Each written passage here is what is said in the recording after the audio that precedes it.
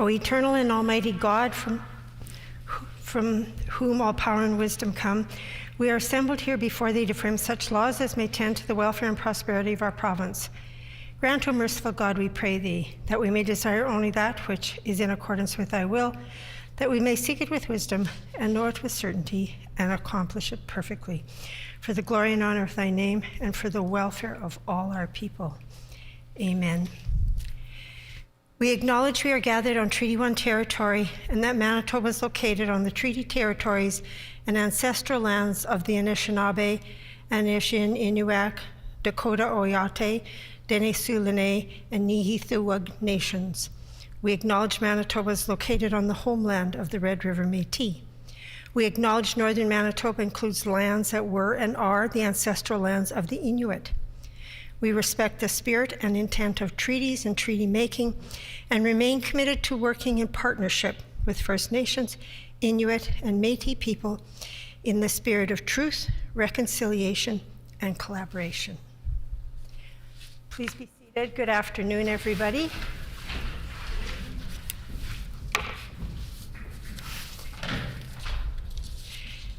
Routine proceedings, introduction of bills. The Honourable Minister for Municipal Relations. Thank you, Madam Speaker. I move, seconded by the Honourable Minister of Agriculture, that Bill number 33, the Municipal Assessment Amendment and Municipal Board Amendment Act, be now read a first time.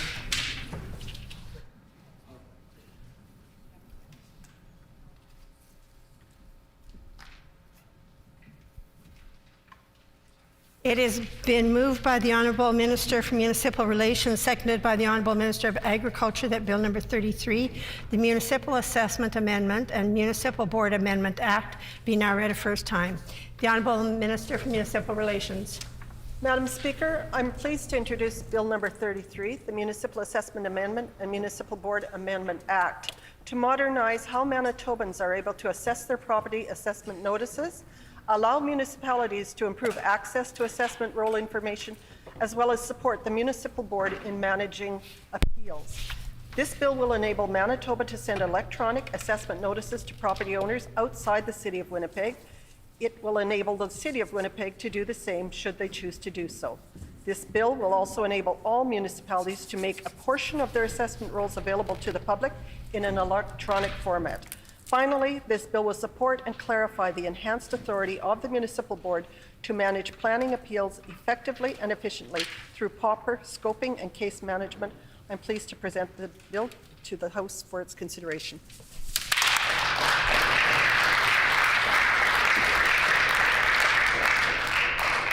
Is it the pleasure of the House to adopt the motion? Agreed?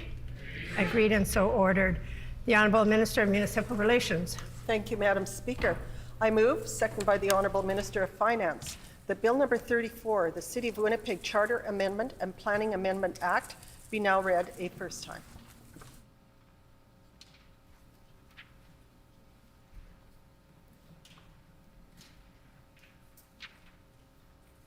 It has been moved by the Honourable Minister of Municipal Relations, seconded by the Honourable Minister of Finance, that Bill number 34, the City of Winnipeg Charter Amendment and Planning Amendment Act, be now read a first time. The Honourable Minister for Municipal Relations. Thank you, Madam Speaker. This bill will amend the City of Winnipeg Charter and the Planning Act to streamline land use planning, reduce red tape, and modernize building inspection processes. This bill will provide greater clarity and transparency around land use planning process to prevent development from being stalled. For example, it provides a clear timeline to process development applications, and it also allows timelines to be extended by agreement between the municipality and the property owner. It also provides additional time when applications are considered at a single combined hearing. The proposed bill also includes a number of changes to alleviate unnecessary administrative burdens on the City of Winnipeg, property owners, as well as the court system. This bill builds upon previous legislative changes under the Planning Amendment and City of Winnipeg Charter Amendment Act that was passed May 20, 2021. I'm pleased to present this bill for the House for its consideration.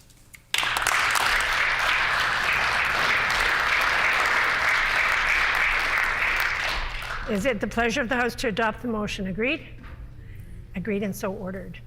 Committee reports, tabling of reports, ministerial statements. The Honourable Minister of Families and I would indicate that the required 90 minutes notice prior to routine proceedings was provided in accordance with Rule 26(2). Would the Honourable Minister please proceed with her statement? Merci beaucoup. Madame la Présidente, j'ai l'honneur de prendre la parole aujourd'hui pour souligner la Journée internationale de la francophonie. Le 20 mars, chaque année, des millions de francophones et francophiles de partout au monde célébrent la langue et la culture française. En ce 21 mars, nous les régions pour rendre hommage aux valeurs de la francophonie. Au Canada, plus de 9 millions de personnes parlent le français, dont près de 100 000 ici au Manitoba. Madame la Présidente, l'histoire des francophones ici a commencé il y a maintenant plus de 2 siècles. Depuis ce temps, ils ont contribué positivement à l'essor de notre province, influençant la culture, l'économie et le patrimoine. En 2016, notre gouvernement a adopté une loi visant à appuyer le développement et l'épanouissement de la communauté francophone. Madame la Présidente, j'aimerais vous dire que le Manitoba est toujours aussi engagé à soutenir cette vitalité.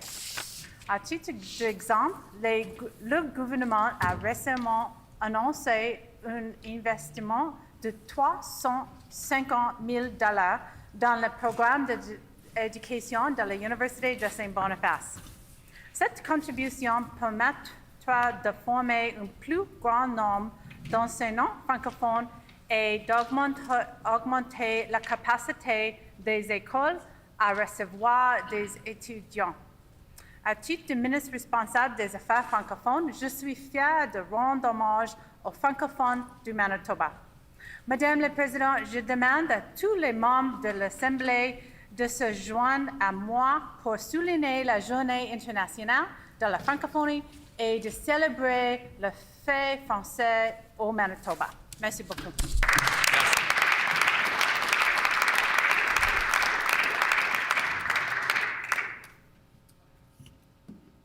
The Honourable Member for St. James. Madame la Présidente, c'est une journée importante au Manitoba, la Journée internationale de la francophonie. C'est une journée pour célébrer les Manitobains et Manitobaines francophones au Manitoba et de rendre hommage à l'histoire de la langue française ici dans notre province. Depuis sa fondation, le français fait partie intégrale de l'histoire de notre province. La langue française rayonne toujours ici et depuis les grands défis que la communauté francophone a subis au cours des années. On a connu un temps au Manitoba où le français était banni des écoles, dans les institutions, dans les lieux d'emploi.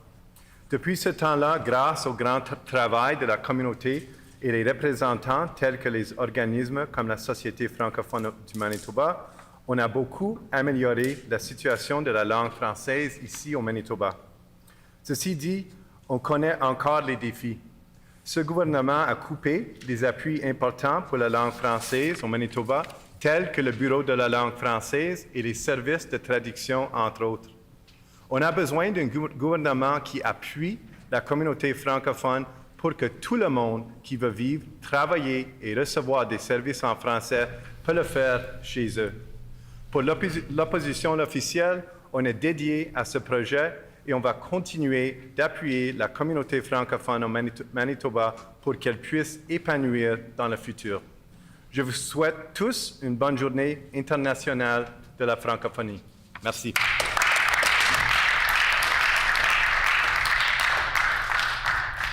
The Honourable Member for St. Boniface. Thank you, Madam Speaker. I ask for leave to speak in response to the Minister's statement. Does the member have leave to respond to the ministerial statement? Leave has been granted. The Honourable Member for St. Boniface. Merci, Madame la Présidente. Chaque année, au 20 mars, on célèbre la Journée internationale de la francophonie. Le fondateur de notre province, Louis Riel, était francophone et il a fondé le Manitoba sur le principe de la préservation des droits de la langue française.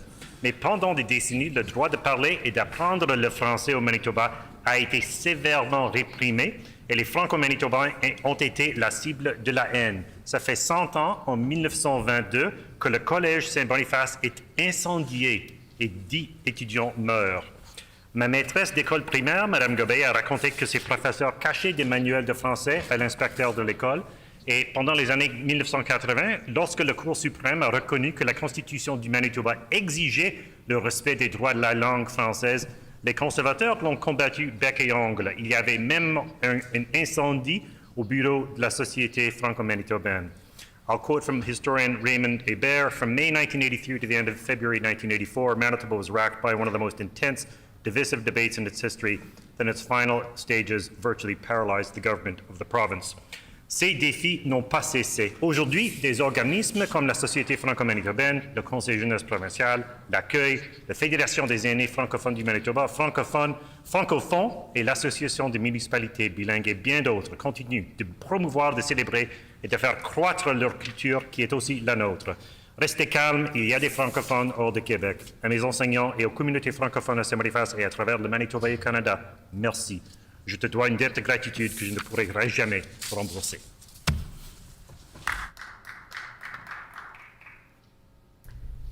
Member statements. The Honourable Minister of Transportation and Infrastructure.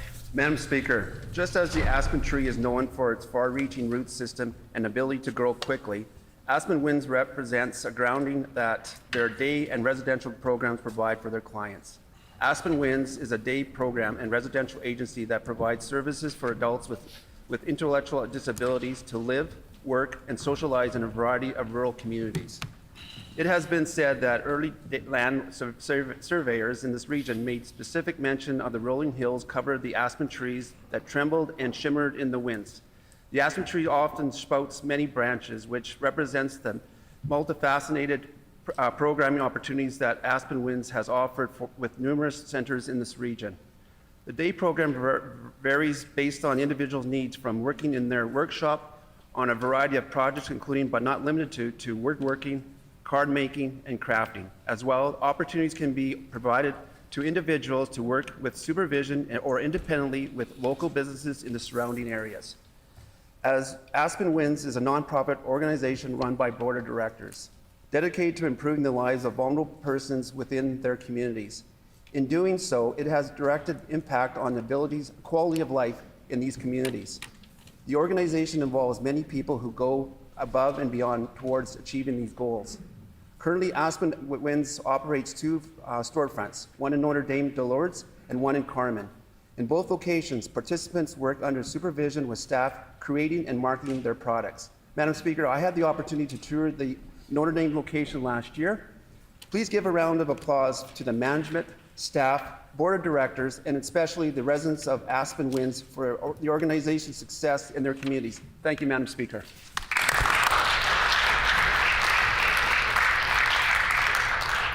The Honourable Member for St. Vital.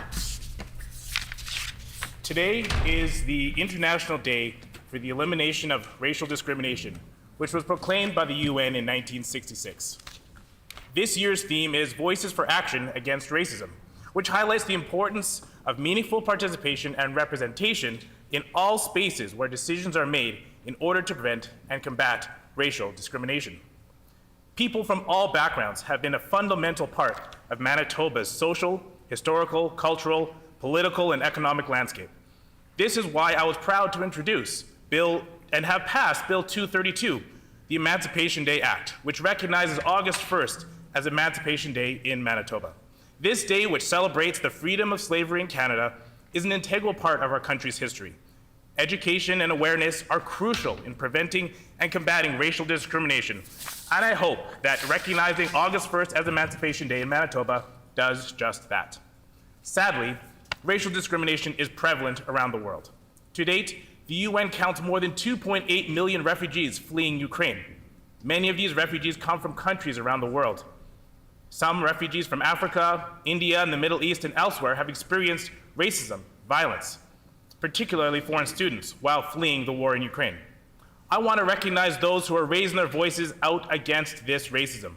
All those who flee situations of conflict deserve the same right to safe refuge, and we must all condemn such racial discrimination. Now, more than ever, we must combat racism in all its forms, whether it's here in Manitoba, in Canada, or anywhere around the world. Again, This year's theme is Voices for Action Against Racism. I ask you, whose voices should be raised? The answer is everyone. So I call on all of us to speak out against racism. Thank you.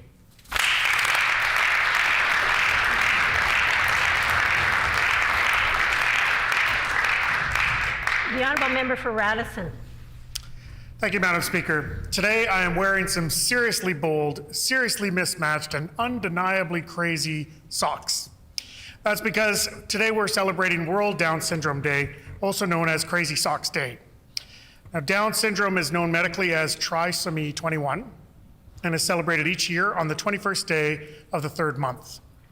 Down syndrome is a naturally occurring chromosomal arrangement that has always been part of the human condition. It's universally present across all races, all genders, and all socioeconomic conditions in approximately 1 in 800 live births. And you know what? People with Down syndrome are among the happiest people on earth. A recent study showed that a full 99% of people with Down syndrome said that they are happy with their lives. They love who they are. They love their families. I've seen firsthand how their happiness is infectious. Including people with Down syndrome makes our communities better. They make us smile. They help us to be kind and considerate. They warm our hearts. When prenatal parents receive a diagnosis of Down syndrome for their unborn child, their first reaction may be one of sadness or even shock. It takes time for them to understand that despite having different abilities and medical needs, a child with Down syndrome will be able to live a happy and fulfilling life. It's important that expectant parents are given accurate information and the time that they need to process it. In that same study I mentioned earlier, people with Down syndrome were asked what advice they would give to such expectant parents. Participants wanted parents to know that their child will be happy, that their family will be better because of that baby, and that their baby will love them. These themes of self-worth, value, and acceptance were echoed again when participants were asked to provide advice to physicians. Our community is better when it includes people with Down syndrome, so let's be sure to welcome them and make sure that they feel included.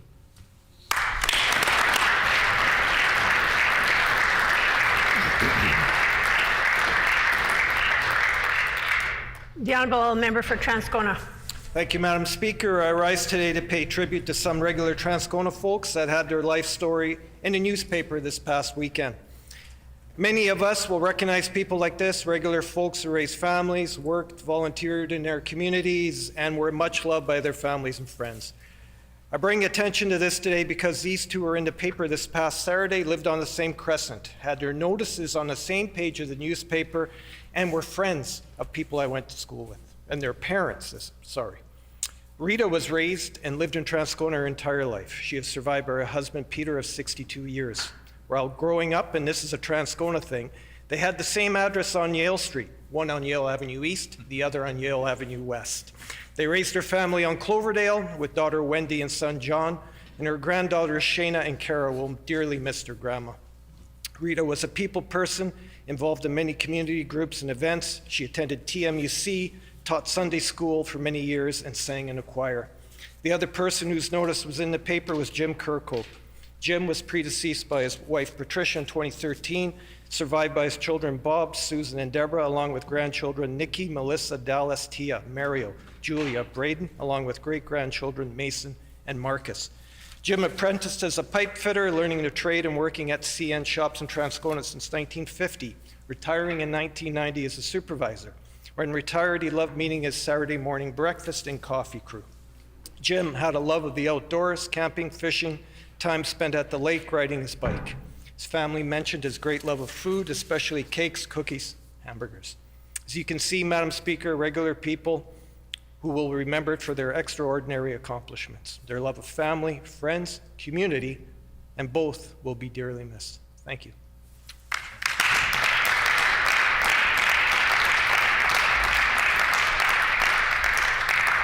The Honourable Minister of Sport, Culture and Heritage. Madam Speaker, we find ourselves in unprecedented times as we face a major war of the 21st century, which for many of us is on a scale that we've never seen in our lifetimes, nor did we ever expect to see. The current human toll in Ukraine as a result of the unprovoked Russian assault is abominable. Over 3 million people have fled their country thus far, with many more families being displaced, their communities destroyed, and thousands of innocent lives already having been lost. Manitoba is home to over 180,000 people of Ukrainian extraction, who make up almost 15% of the province's population. For over a century, Ukrainian immigrants were instrumental in building our great province. Many hardworking Ukrainians currently live in my community as friends and neighbors such as Vera and Willie Mandrick and Helen Shuchuk-Limburner. For all those Manitobans with Ukrainian roots, it is the most difficult of times. Many still have loved ones in Ukraine who are at risk, and I think we all pray for their safety. This is not the first time Ukraine has faced aggression. 300 years ago, Catherine the Great of Russia sought to convert Ukraine into Russia. And then many years later, Stalin tried a more barbaric approach, purposely starving millions of Ukrainians to death in the 1930s, an attempt at genocide which has become known as Holodomor. No matter how horrific it is for the survivors, they never lost their resolve. That tenacity is at the core of all Ukrainians and the driving force behind what keeps them fighting for their freedom, even when faced with such insurmountable odds. Right now, more than ever, the people of Ukraine need help. I'm proud that our government is providing financial support and opening our province to Ukrainian refugees with open arms. For those who can help, please refer to the website manitobaforukraine.ca, where you'll find a list of resources to guide you in assisting the people of Ukraine. Thank you to everyone who, in the true spirit of Manitobans' charity, offered their help to the people of this great country. Thank you.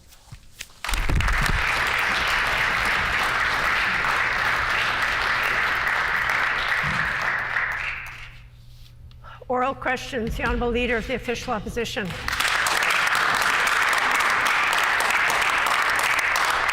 Madam Speaker, Crystal Mousseau's life mattered. She is dearly missed by her friends, family, and by her children. Now, we've been advocating for justice for Crystal. We now know a lack of equipment and a lack of staff training with the company hired to transport her contributed to her death. Those are systemic failings. We need to know how these failings took place and which steps are being taken to address them. Only an inquiry can give those answers, as well as to provide accountability. Will the Premier act and then call an inquiry into the death of Crystal Mousseau today?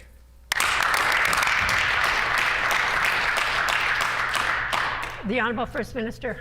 Madam Speaker, our thoughts and hearts go out to the family of Crystal Mousseau for this incredibly tragic situation that happened to their family, Madam Speaker. As a result of the letter that was tabled by the Leader of the Opposition last week, there is no new information within that letter that would warrant the call for a public inquiry. In fact, the Chief Medical Examiner also, who reviewed the critical incident report, Madam Speaker, indicated that there's no reason for further investigation into the matter. We listen again to the Chief Medical Examiner when it comes to these issues, not the Leader of the Opposition.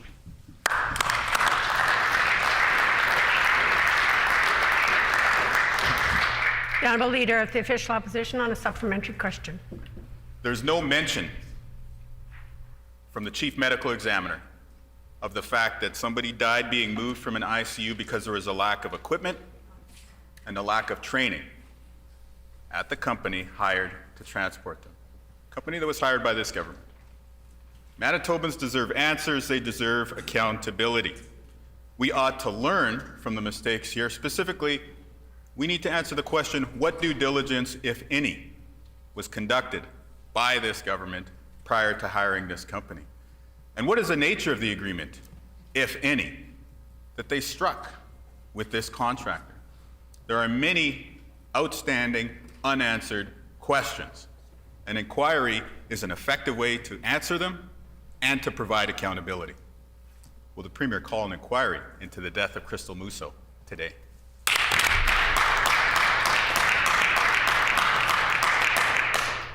The Honourable First Minister.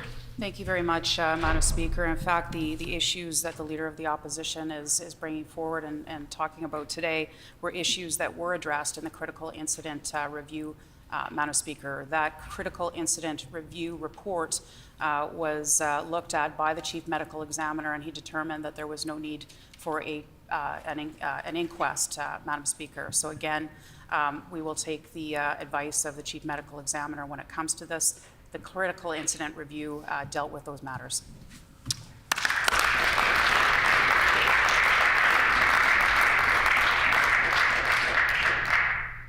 The Honourable Leader of the Official Opposition on a final supplementary.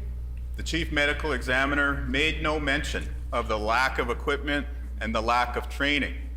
The critical incident investigation makes no mention of what due diligence, if any, the government conducted prior to contracting this company.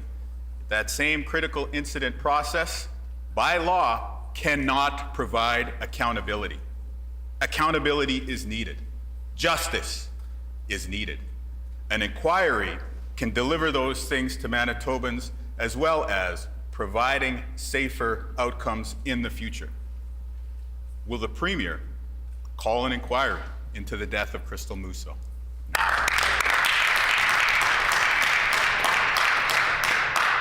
The Honourable First Minister. Madam Speaker, the issues that the Leader of the Opposition has identified were also identified in the critical incident review that was reviewed by the Chief Medical Examiner. The Chief Medical Examiner said to that, and I quote, "If rapid changes are to be made to the provision of health care in this province, they will stem from decisions made by the relevant health authorities incorporating, among things, the results of the critical incident reviews, such as that undertaken in this tragic case," end quote.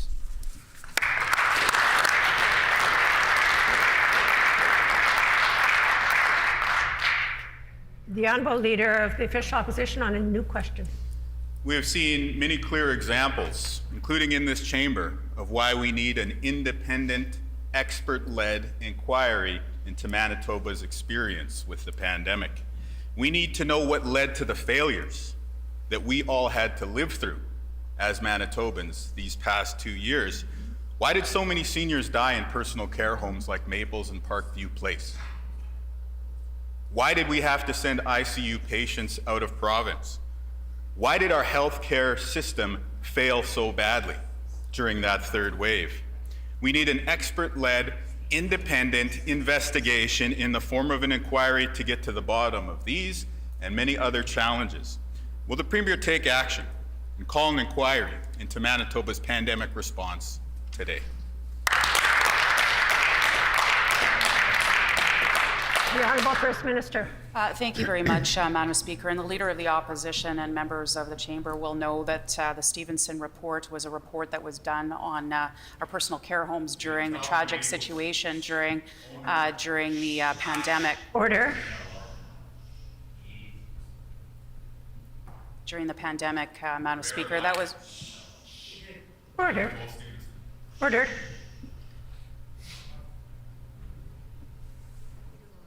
Madam Speaker, that was an independent review that took place, and we already indicated that we learned much from that, and we indicated our commitment to implement all 17 of those recommendations.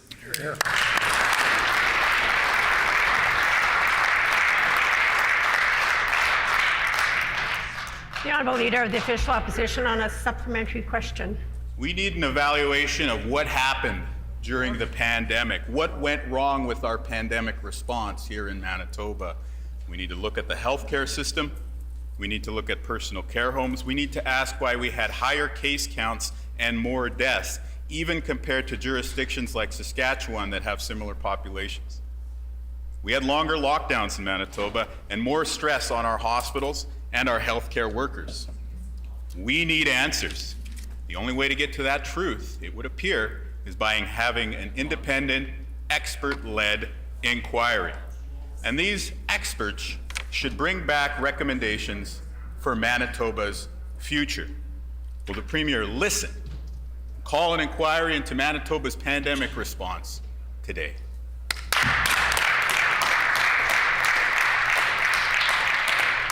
The Honourable First Minister. Well, again, Madam Speaker, there was an independent review that took place with respect to what happened in our personal care homes, Madam Speaker.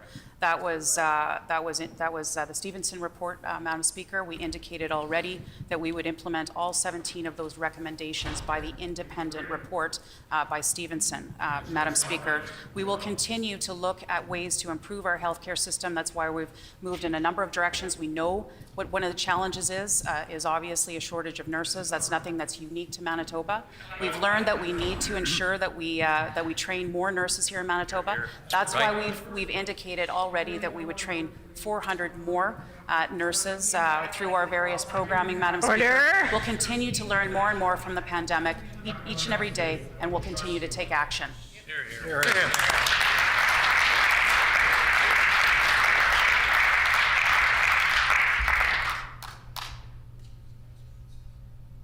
The Honourable Leader of the Official Opposition on the final supplementary. Manitobans deserve an independent, expert-led inquiry into what we all went through together here in Manitoba during the pandemic. We need to look at what worked, what didn't, and most importantly, what do we have to do now and going forward into the future? We have to look at our healthcare system and ask questions like, how many ICU beds do we need? We have to look at education, the experiences of youth, and mental health. We have to ask, how can we make our economy more resilient? And after everything we've been through together, we owe this to the people of Manitoba. And I will tell you this, Madam Speaker, if this government will not call an inquiry, a future NDP government will call a pandemic inquiry within the first 100 days of taking office. Should we have the great privilege of doing so. Does the Premier agree an inquiry is necessary, and will she call one today?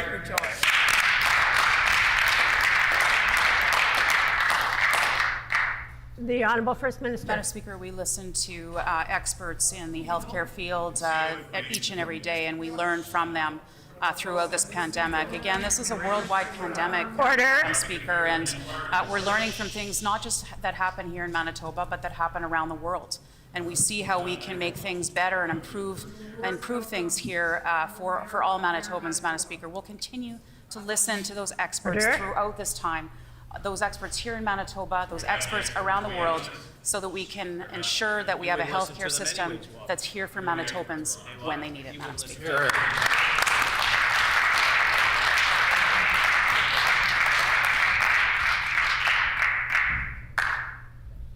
The Honourable Member for St. John's. Thank you much, Madam Speaker. Premier Stuffin, the Premier of Manitoba is out of touch with regular Manitobans. That's right.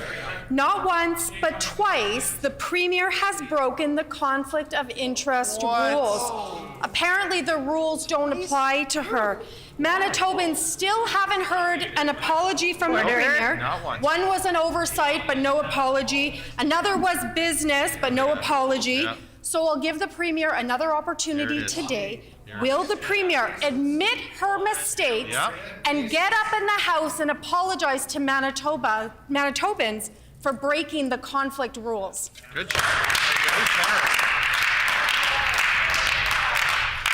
The Honourable Government House Leader. Thank you very much, Madam Speaker. Of course, the Premier did not break the conflict rules, and when this government brought in increased conflict rules to strengthen them, Madam Speaker, the opposition decided they didn't agree with them, Madam Speaker, and didn't want to support them.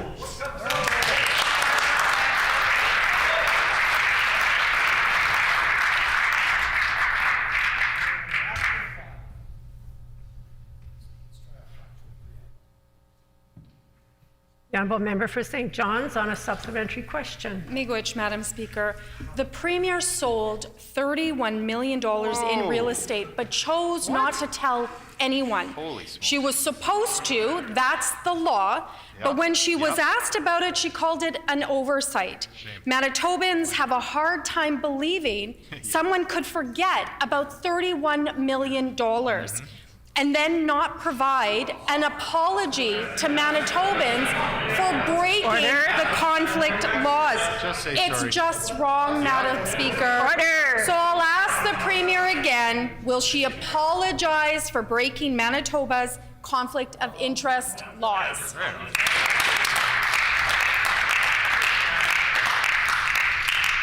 The Honourable Government House Leader. Thank you very much, Madam Speaker. This issue has been well debated and well discussed. There was no breach of the conflict laws, Madam Speaker. I know that the member opposite feels that she's an expert in all sorts of laws. Certainly there are members on that side of the House who have had great experience with breaking laws, Madam Speaker, but I won't get into the details of that. When it comes to the conflict of interest legislation, this government has brought in legislation to strengthen those laws. The NDP didn't seem to want to support those laws. I wonder what they were hiding, Madam Speaker.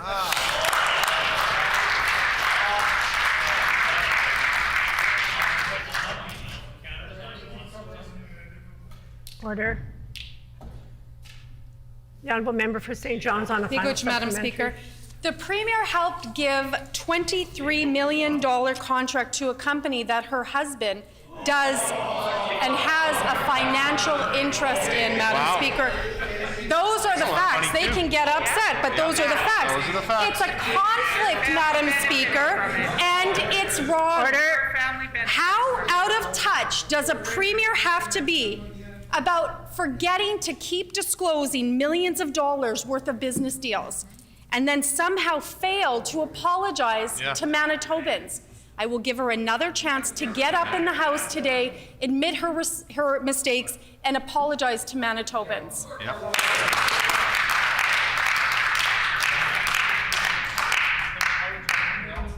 Order. The Honourable Government House Leader. Thank you very much, Madam Speaker. The issue has been well debated, well discussed. There was not a breach of the conflict laws, Madam Speaker. Certainly we know that the members opposite have lots of experience when it comes to breaking laws. Already now, of course, just in this question period, the NDP have now besmirched businesses through this question. They question the efficacy of the chief medical examiner. They've now questioned the efficacy of the conflict officer, Madam Speaker. It's a long question period yet, I suppose, they'll attack the child's advocate and maybe the lieutenant governor before question period is over, Madam Speaker.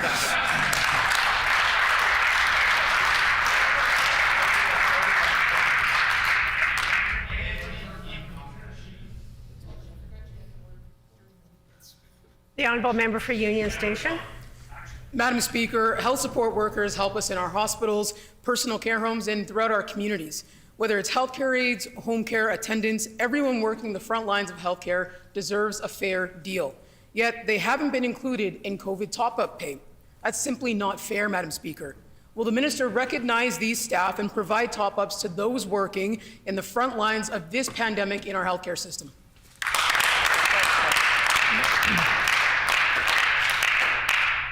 The Honourable Minister of Labour. Thank you, Madam Speaker, and thank the member for the opposite for the question.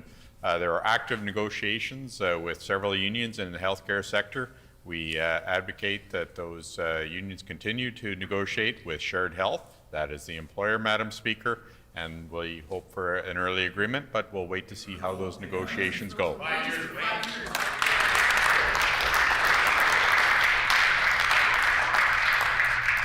The Honourable Member for Union Station on a supplementary question. Madam Speaker, health support workers like those in the Brandon emergency room took the same risk as frontline workers, but they weren't shown the support that they deserve. Thousands of workers in personal care homes worked in places with outbreaks to care for our loved ones. They're doing so without a renewed contract. In fact, they haven't seen a raise in many, many years now. It's time to show these workers the respect they deserve with COVID top-ups and a new contract. Will the minister do this today?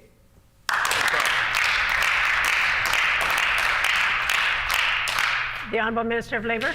Thank you, Madam Speaker. Well, the member opposite, I guess, seems to be a bit confused about how negotiations work. I've learned a great deal about this in the last few months, Madam Speaker, but perhaps they are experts in how this should happen, so I encourage them to engage with the union members. Order. In active, Shared Health is in active negotiations with the unions, and we'll wait to see what those outcomes are.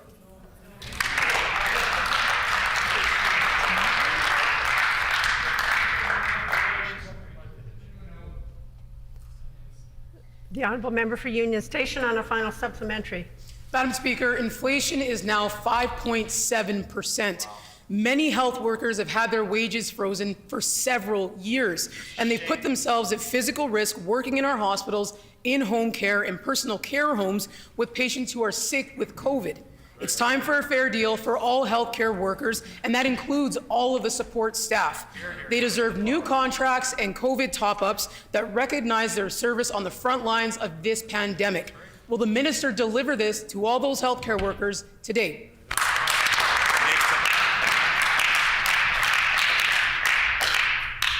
The Honourable Minister of Labour. Thank you, Madam Speaker.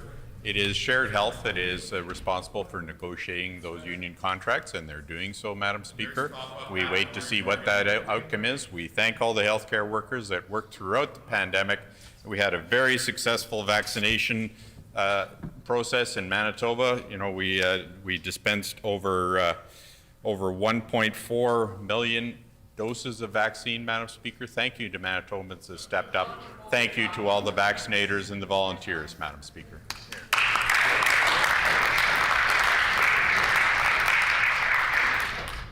The Honourable Member for Fort Garry. Madam Speaker, today is now day 28 into the Russian invasion of Ukraine. There are now 10 million Ukrainians internally displaced in the country, over 3 million and counting that are now seeking refuge outside the country. We absolutely must increase settlement services to help those fleeing devastation. I ask again, will the minister and the Premier announce increased funding for settlement services today?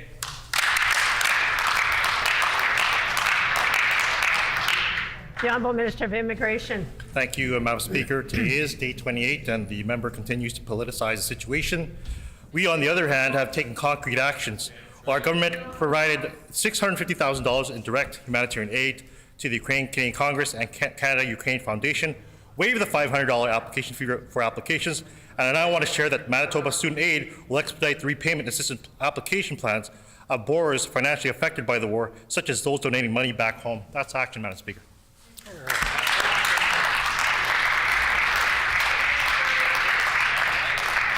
The Honourable Member for Fort Garry on a supplementary question. You know, Madam Speaker, when the history of the Stephenson government's written, the story that's going to be told is a government that lacked empathy for Manitobans and lacked empathy for the suffering of Ukrainian refugees. This is 28 days, and we are going to keep asking this government until they act. They have not pledged $1 for resettlement services in almost a month since the invasion has occurred. Saskatchewan has pledged money. Alberta has stepped up. Even Newfoundland has stepped up. So we'll ask again, will the minister and the Premier announce substantial additional funding for resettlement services today?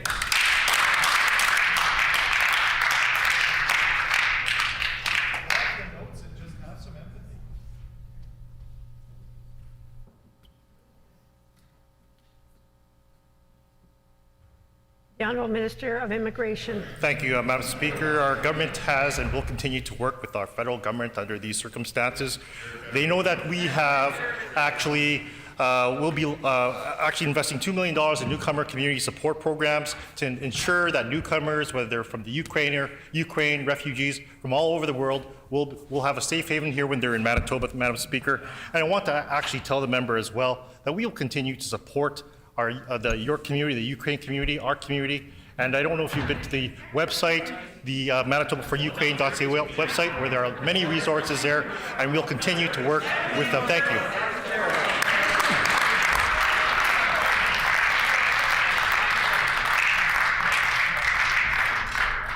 The Honourable Member for Fort Garry on a final supplementary. Madam Speaker, it is sad that this government, when they don't want to act, hides behind the federal government. There is much and more that can be done by the provincial government, especially when it comes to resettlement services. On day 28 of the invasion, the UN High Commission for Human Rights estimates over 902 civilians have been killed. 1,459 have been wounded. Over 100 children have been killed.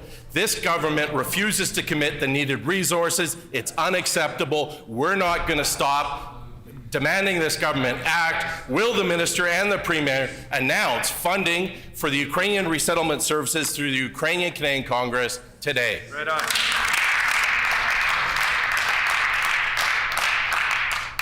The Honourable Minister of Immigration. Madam Speaker, I don't know if may I remind him that we have taken action, $650,000 in additional funding for the Ukraine community. We've also waived the provincial nominee, the $500 fee for the provincial nominee program. We've also established a task force specifically for the Ukraine refugees when they're going to be coming to Manitoba. So we are doing more than we can, and we'll continue to work with the federal government because we want to ensure that they come to Manitoba safely and we'll protect them. Thank you. Hear, hear.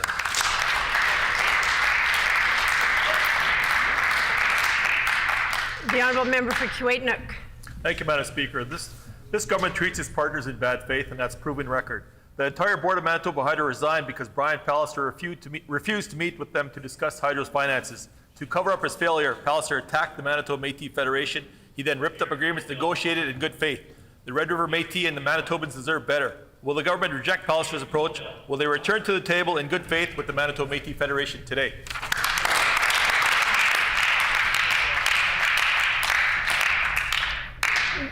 The Honourable Minister of Finance. I'm happy to take any question on the subject of Manitoba Hydro. That member and all members of this House know that our government is committed to continuing to have a hydro utility to provide clean power at a low rate to Manitobans while we're focused on the stability of the corporation.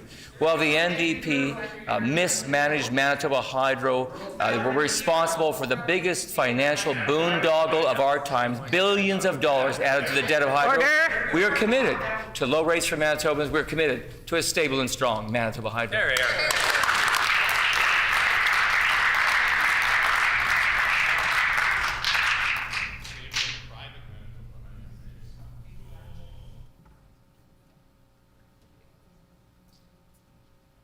Honourable Member for Kiiwetinoong on a supplementary question. Thank you, Madam Speaker. The Stephenson government is following the same path as Brian Pallister, and of course we can expect no less. He refused to meet with the Hydro Board and then attacked the Manitoba Métis Federation to cover up his failure after they resigned. That was wrong. And then the Pallister government ripped up agreements negotiated in good faith. The province has refused to work with the MMF. We need a new approach in a spirit of reconciliation. To do so requires this government to return to the table. It requires this government to negotiate and sign agreements in good faith with the Manitoba Métis Federation. Why won't this government do that today?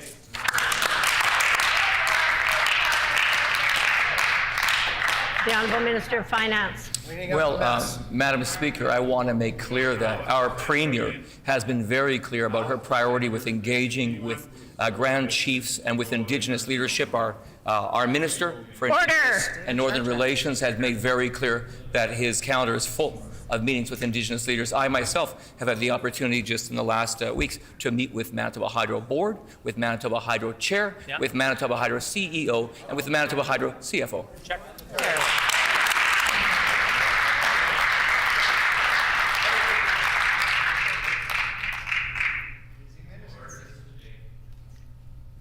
The Honourable Member for Kiiwetinoong on a final supplementary. Thank you, Madam Speaker. Brian Pallister may be gone, but it's very clear that his remnants still remain in this government and his approach still remains.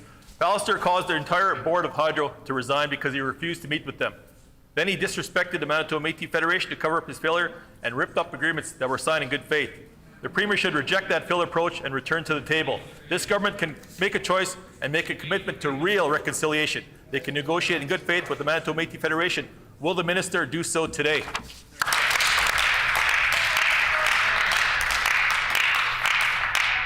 The Honourable Minister for Indigenous Reconciliation and Northern Relations. Thank you, Madam Speaker. And to say that I'm disappointed in the member opposite would be an understatement.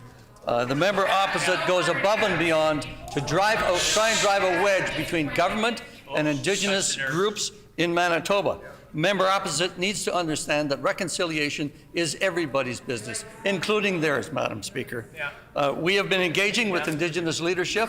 I have, in fact, tomorrow we have a meeting with one of these groups, and following this, I will be meeting with Indigenous groups in the North in the last week of the month here.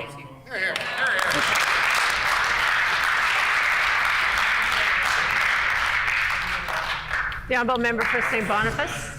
Thank you, Madam Speaker. Earlier this month, we heard a very distressing case of Joan Hodgson from Winnipeg, 80 years old, and as of March 4th had been isolated from her family and friends since December 2021 at the Russell Health Centre. Though her case resolved, Her family said they remain incensed that people transported away from their home communities have no plan for return because she is far from the only one.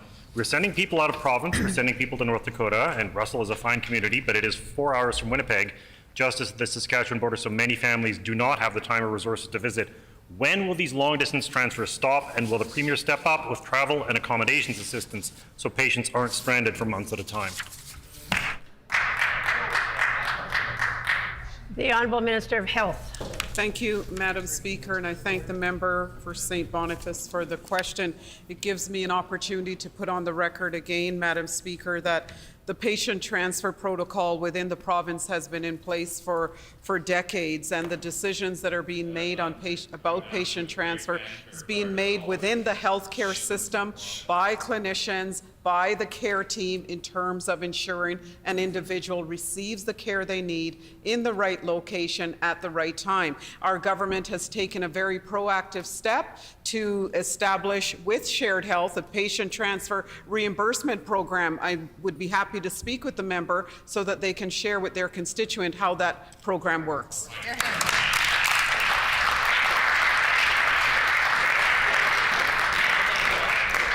The Honourable Member for St. Boniface on a supplementary question.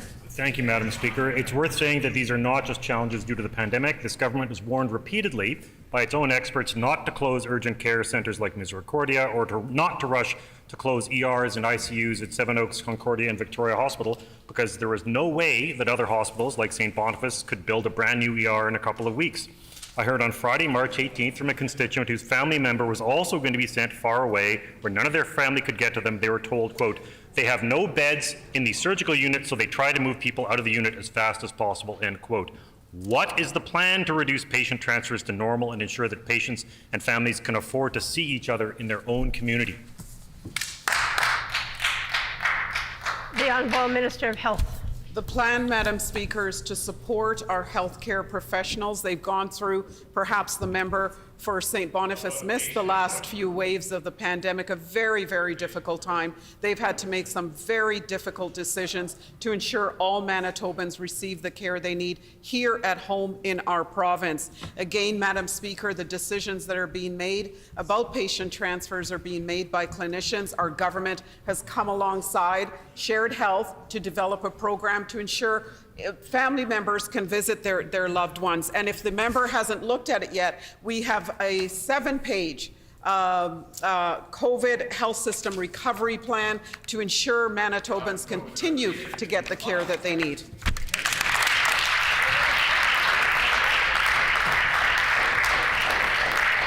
The Honourable Member for Tyndall Park on a final supplementary. Thank you, Madam Speaker. At this point in time, 3.5 million people have had to flee Ukraine. Now, all over the world, people are stepping up from a humanitarian point of view, and our province, Manitoba, needs to do our part, and that includes being prepared to receive these refugees. Madam Speaker, for children coming to Manitoba from Ukraine, from grades K to 12, will the minister commit to ensure we have the capacity for all children to have access to public education? The Honourable Minister of Education. Thank you, Madam Speaker. I'd like to thank the member for the question. When it comes to K to 12 education and also working with the Department of Advanced Education, Skills and Immigration within our government, with our partners on this side of the House, Madam Speaker, and all through this great province of ours, we're going to make sure that we are working with our Ukrainian partners to make sure that those students that are coming to Manitoba are supported, and that's why we're also working with the federal government to make sure that when they do get here, they are supported, Madam Speaker.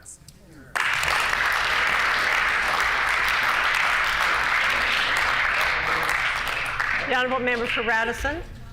Madam Speaker, it has recently been announced that Ubisoft Winnipeg will be investing an additional $139 million into our province. So my question is for the Minister of Economic Development, Investment and Trade. I'm asking, can he elaborate on the recent announcement by Ubisoft and how this will benefit Manitoba?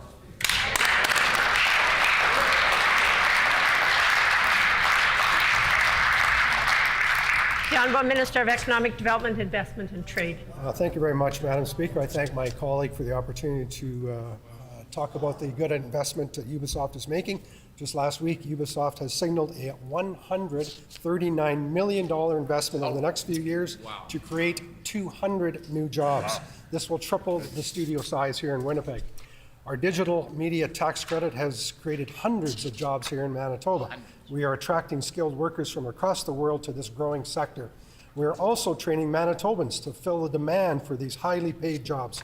Congratulations, Ubisoft, and thanks for your additional investment and your confidence in Manitoba.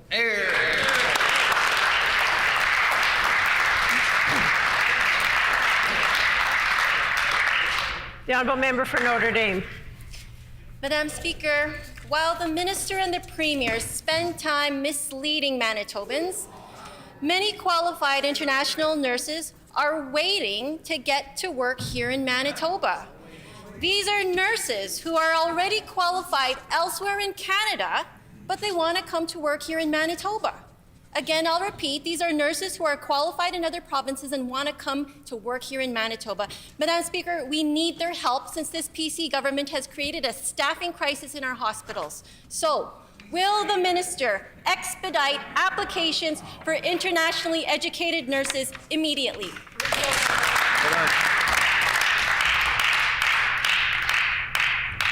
The Honourable Minister of Health. Madam Speaker, I thank the member opposite for the question. Gives me an opportunity to share again with Manitobans that it's our government that has invested $19.5 million to add 259 nurse training seats this year. And we look forward to adding 400, Madam Speaker, new nursing education seats. A couple of weeks ago, the member opposite, questioned the numbers of individuals that had applied for internationally educated nursing positions here in our province. I'm happy to see that she's now on board with our government in supporting those nurses.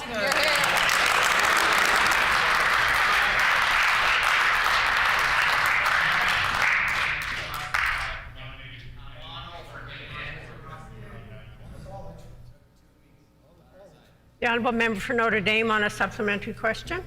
Numerous internationally educated nurses who are licensed to practice in other provinces such as Saskatchewan, Ontario, Quebec, and Newfoundland are still facing tremendous difficulties in transferring their licenses here to Manitoba. It's wrong, Madam Speaker. The Minister and the Premier should be doing everything that they can to get these dedicated professionals to work here quickly in our hospitals to help fix the chaos that they have caused. Right. Will the Minister ensure their applications are expedited immediately? Right on.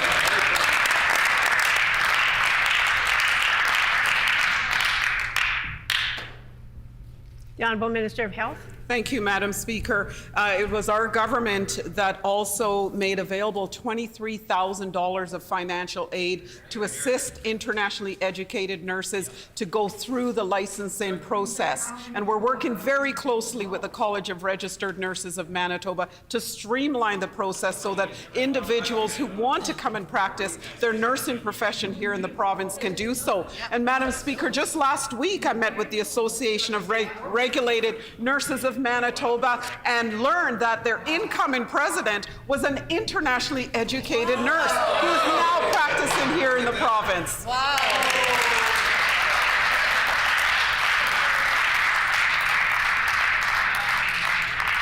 The Honourable Member for Notre Dame on a final supplementary.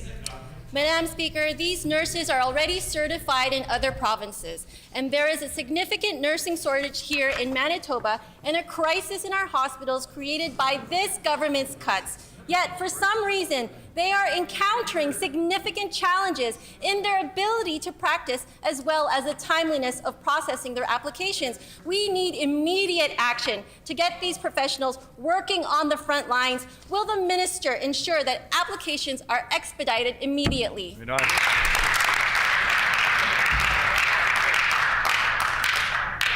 The Honourable Minister of Health. Madam Speaker, the answer to the question from the member is yes. I will ensure that applications are expedited and streamlined so that individuals who are internationally educated in the nursing profession can practice here, Madam Speaker. That is why our government has provided that financial aid to support those individuals to pay for some of the tests, to be able to study and go through the licensing process. And I thank the member for all the letters and emails she has written to me supporting what our government is doing to ensure those nurses get licensed.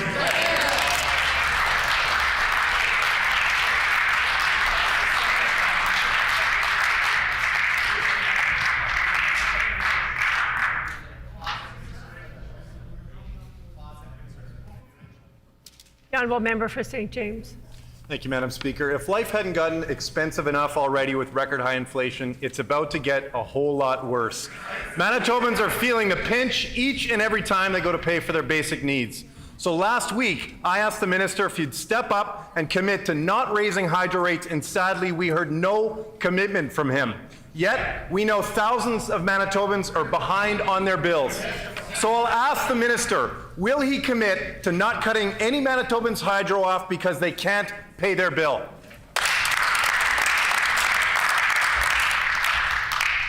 The Honourable Minister of Finance.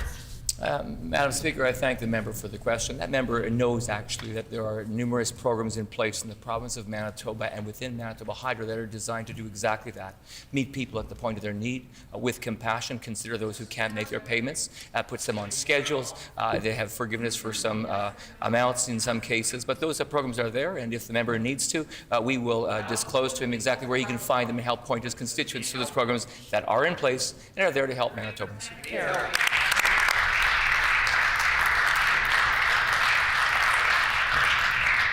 The honourable member for St. James on a supplementary question. Madam Speaker, it doesn't sound like the minister is interested in helping struggling Manitobans. Not one bit. He doesn't want to raise the minimum wage by more than 5 cents. And now he won't commit to helping struggling Manitobans who are at risk of having their hydro cut off. It's shameful. While this minister sits back and refuses to do anything to ease the burden of high inflation of 5.7%, more and more Manitobans are falling behind.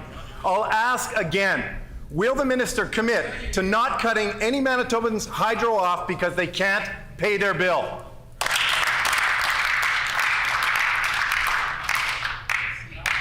The Honourable Minister of Finance. Well, it's very loud from the member, but it's also disingenuous because Manitobans won't be fooled. They know that NDP party overspent kiosks by $2.2 billion, overspent Bipole 3 by $1.5 billion, $3.7 billion over budget, and the NDP failed to disclose to Manitobans the rising rates. It was the boondoggle of the century, and Manitobans know that while it still matters to have affordable rates, it also matters to have a stable Manitoba Hydro. Where they failed, we'll get it right.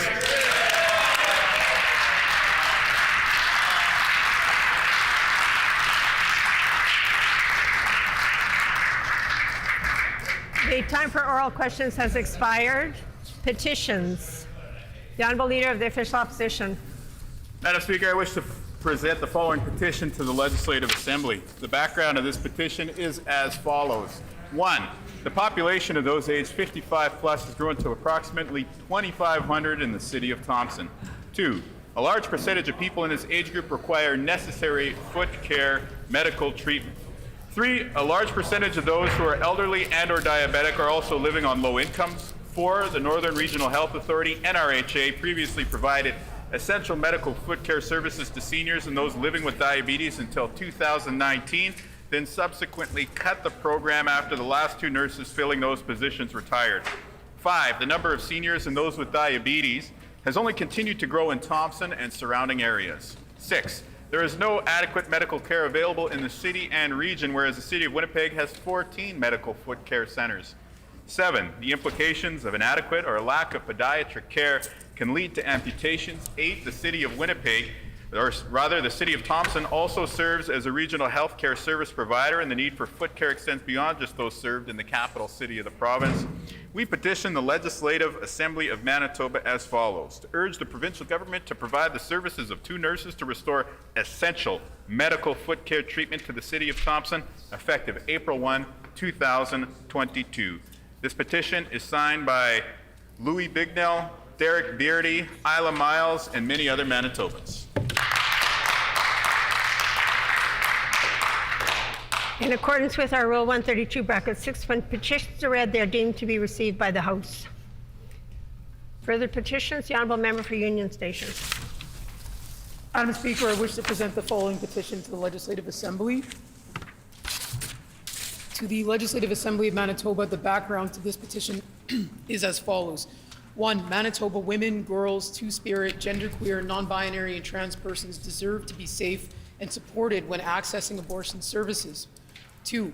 Limited access to effective and safe abortion services contributes to detrimental outcomes and consequences for those seeking an abortion, as an estimated 25 million unsafe abortions occur worldwide each year. 3. The provincial government's reckless healthcare cuts have created inequity within the healthcare system, whereby access to the abortion pill, miso, and surgical abortions are less accessible for northern and rural individuals than individuals in southern Manitoba, as they face travel barriers to access the handful of non-urban healthcare professionals who are trained to provide medical abortions. 4. For over 5 years, and over the administration of 3 failed health ministers, the provincial government operated under the pretense that reproductive health was not the responsibility of the Ministry of Health and Seniors Care, and shifted the responsibility to a secretariat with no policy, program, or financial authority within the healthcare system. 5. For over 4 years, the provincial government has refused to support Bill 200, the Safe Access to Abortion Services Act, which will ensure the safety of Manitoba women, girls, two-spirit, genderqueer, non-binary, and trans persons accessing abortion services, and the staff who provide such services by establishing buffer zones for anti-choice Manitobans around clinics. We petition the Legislative Assembly of Manitoba as follows: to urge the provincial government to immediately ensure effective and safe access to abortion services for individuals regardless of where they reside in Manitoba, and to ensure that buffer zones are immediately legislated. This has been signed by many Manitobans. The Honourable Member for Kiiwetinoong. Thank you, Madam Speaker. I wish to present the following petition to the Legislative Assembly. To the Legislative Assembly of Manitoba, the background of this petition is as follows. 1. The population of those aged 55 plus has grown to approximately 2,500 in the City of Thompson. 2. A large percentage of people in this age group require necessary medical foot care and treatment. 3. A large percentage of those who are elderly and/or diabetic are also living on low incomes. 4. The Northern Regional Health Authority, the NRHA, previously provided essential medical foot care services to seniors and those living with diabetes until 2019, then subsequently cut the program after the last 2 nurses filling those positions retired. 5. The number of seniors and those with diabetes has only continued to grow in Thompson and surrounding areas. 6. There is no adequate medical care available in the city and region, whereas the City of Winnipeg has 14 medical foot care centers. 7.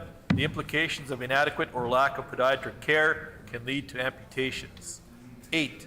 The City of Thompson also serves as a regional healthcare service provider, and the need for foot care extends beyond just those served in the capital city of the province. We petition the Legislative Assembly of Manitoba as follows: to urge the provincial government to provide the services of 2 nurses to restore essential medical foot care treatment to the City of Thompson, effective April 1, 2022. And this petition has been signed by many, many Manitobans. The Honourable Member for St. John's. Miigwech, Madam Speaker. I wish to present the following petition to the Legislative Assembly. The background to this petition is as follows. 1. Manitoba women, girls, two-spirit, genderqueer, non-binary, and trans persons deserve to be safe and supported when accessing abortion services. 2, limited access to effective and safe abortion services contributes to detrimental outcomes and consequences for those seeking an abortion, as an estimated 25 million unsafe abortions occur worldwide each year. 3, the provincial government's reckless healthcare cuts have created inequity within the healthcare system, whereby access to the abortion pill, mifenyso, and surgical abortions are less accessible for northern and rural individuals than individuals in southern Manitoba, as they face travel barriers to access the handful of non-urban healthcare professionals who are trained to provide medical abortions. 4, for over 5 years and over the administration of 3 failed health ministers, the provincial government operated under the pretense that reproductive health was not the responsibility of the Ministry of Health and Seniors Care, and shifted the responsibility to a secretariat with no policy, program, or financial authority within the healthcare system. 5, for over 4 years, the provincial government has refused to support Bill 200, the Safe Access to Abortion Services Act, which will ensure the safety of Manitoba women, girls, two-spirit, genderqueer, non-binary, and trans persons accessing abortion services, and the staff who provide such services, by establishing buffer zones for anti-choice Manitobans around clinics. We petitioned the Legislative Assembly of Manitoba as follows: to urge the provincial government to immediately ensure effective and safe access to abortion services for individuals regardless of where they reside in Manitoba, and to ensure that buffer zones are immediately legislated. Signed by many Manitobans.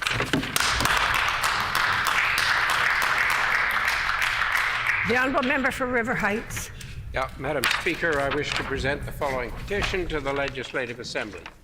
The background to this petition is as follows. The Vivian Sands Project is a proposed silica sand mine and processing plant to be built in the RM of Springfield.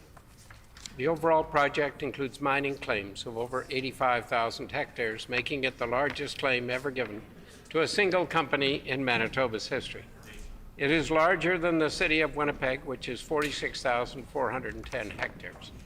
The amount of dry, solid sand mined produced per year, according to the EAP, is 1.36 million tons, and much of this sand will be used in fracking. A major concern of the proposed mine and plant is that if developed, it could contaminate the Sandilands aquifer, including both carbonate and sandstone aquifers, which covers much of southeastern Manitoba. It has excellent water quality and is the water source for tens of thousands of Manitobans, including many municipal water systems, agriculture, industry, private wells, and an abundance of wildlife and ecosystems. Further, people in the Indigenous communities that are potentially affected by this were not afforded the required Indigenous consultation from either federal or provincial government officials. The sustainable yield of the combined sandstone and carbonate aquifers has still not yet been established by provincial authorities. The mine could cause leaching of acid and heavy metals and pollute the aquifer, as it will go down 200 feet into the Winnipeg Formation of the sandstone aquifer. There's concern that the shale, which separates the carbonate and sandstone aquifers, sand and pyritic oolite itself contains sulfides, will, when exposed to injected air from the Canwhite sands extraction process, turn to acid. An additional concern with the proposed mine and plant is the potential to pollute the Broken Head River and the aquatic food chain leading to Lake Winnipeg. Residents in the area have also expressed fears of being overexposed to silica dust during production, as there has been a demonstrated lack of safety and environmental procedures by the Canwhite Sands Corporation, during the exploratory drilling phase. Signage and fencing has been poor. Identifying and required mine claim tags were missing. There were no warnings for silica dust exposure and no coverings to prevent exposure of the silica stockpiles to the elements. Residents' concerns include the fact that boreholes, which should have been promptly and properly sealed, were left open for a year. The drilling of hundreds of improperly sealed boreholes yearly creates significant risks of surface contamination, mixing of aquifer waters, and drainage of surface fecal matters into the aquifer. There's also a risk of subsidence around each borehole as a result of sand extraction. There are also potential transboundary issues that need to be addressed as the aquifers extend into Minnesota. This project should not proceed, as no licensing conditions and mitigation measures will alleviate the risk to all Manitobans and the environment, since Can White Sands Corporation plans to use an unprecedented mining technique with no established safe outcome. The corporation has gone on record indicating that it does not know how to mine for the silica in the water supply and need to develop a new extraction methodology that's never been done before.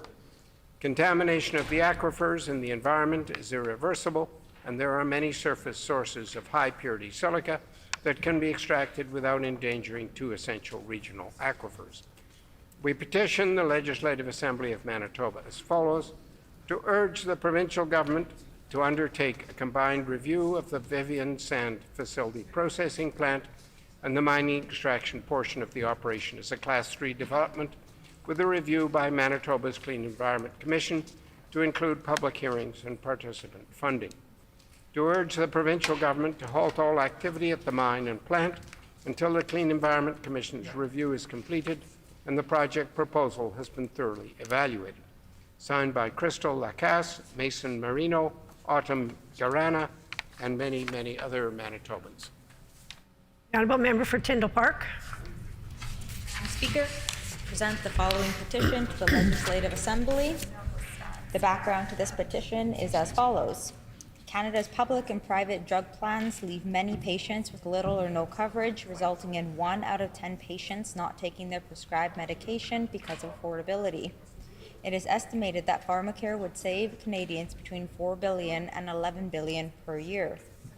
There have been repeated calls to include prescription drugs in Canada's universal healthcare system, including National Forum on Health, Commission of the Future of Healthcare in Canada, several national organizations, including Canadian Nurses Association, Canadian Medical Association, Federation of Canadian Municipalities. We petition the Legislative Assembly of Manitoba as follows: to urge the provincial government to encourage the federal government to amend the Canada Health Act by adding prescription medicines prescribed by a licensed practitioner to the definition of covered services in accordance with an established formulary, and to urge the provincial government to develop jointly with the federal government a universal, single-payer, evidence-based, sustainable public drug plan that contains purchasing power to secure best available pricing, a list of essential medicines addressing priority health needs, and the ability to expand to a comprehensive, permanent plan that would promote the health and well-being of all Canadians. This petition has been signed by many Manitobans. The Honourable Member for the Pas-Camissac. Thank you, Madam Speaker. I wish to present the following petition. The background to this petition is as follows. Number 1, Provincial Road number 224 serves Peguis First Nation, Fisher River Cree Nation, and surrounding communities. The road is in need of substantial repairs. Number 2,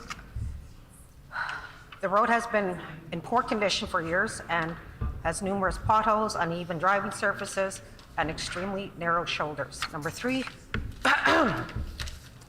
due to recent population growth in the area, there has been increased vehicle and pedestrian use of Provincial Road 224. Number 4, without repair, Provincial Road 224 will continue to pose a hazard to many Manitobans who use it on a regular basis. And number 5, concerned Manitobans are requesting that Provincial Road 224 be assessed and repaired urgently to improve safety for its users. We petition the Legislative Assembly of Manitoba as follows: to urge the Minister of Infrastructure to complete an assessment of Provincial Road 224 and implement the appropriate repairs using public funds as quickly as possible. This petition has been signed by many Manitobans. Thank you. The honourable member for Elmwood. Thank you, Madam Speaker. I wish to present the following petition to the Legislative Assembly. The background to this petition is as follows. Number one, till recently, diagnostic medical tests, including for blood and fluid samples, were available and accessible in most medical clinics. Number two, Dynacare blood test labs have consolidated their blood and fluid testing services by closing 25 of its labs. Number three, the provincial government has cut diagnostic testing at many clinic sites. Residents now have to travel to different locations to get their testing done, even for a simple blood test or urine sample.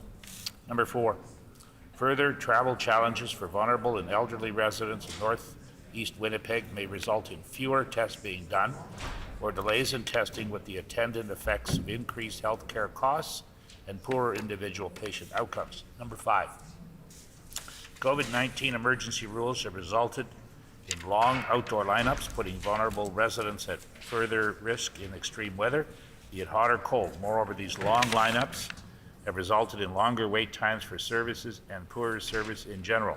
Number six, Manitoba residents value the convenience and efficiency of the healthcare system when they're able to give their samples at the time of the doctor visit. We petition the Legislative Assembly as follows: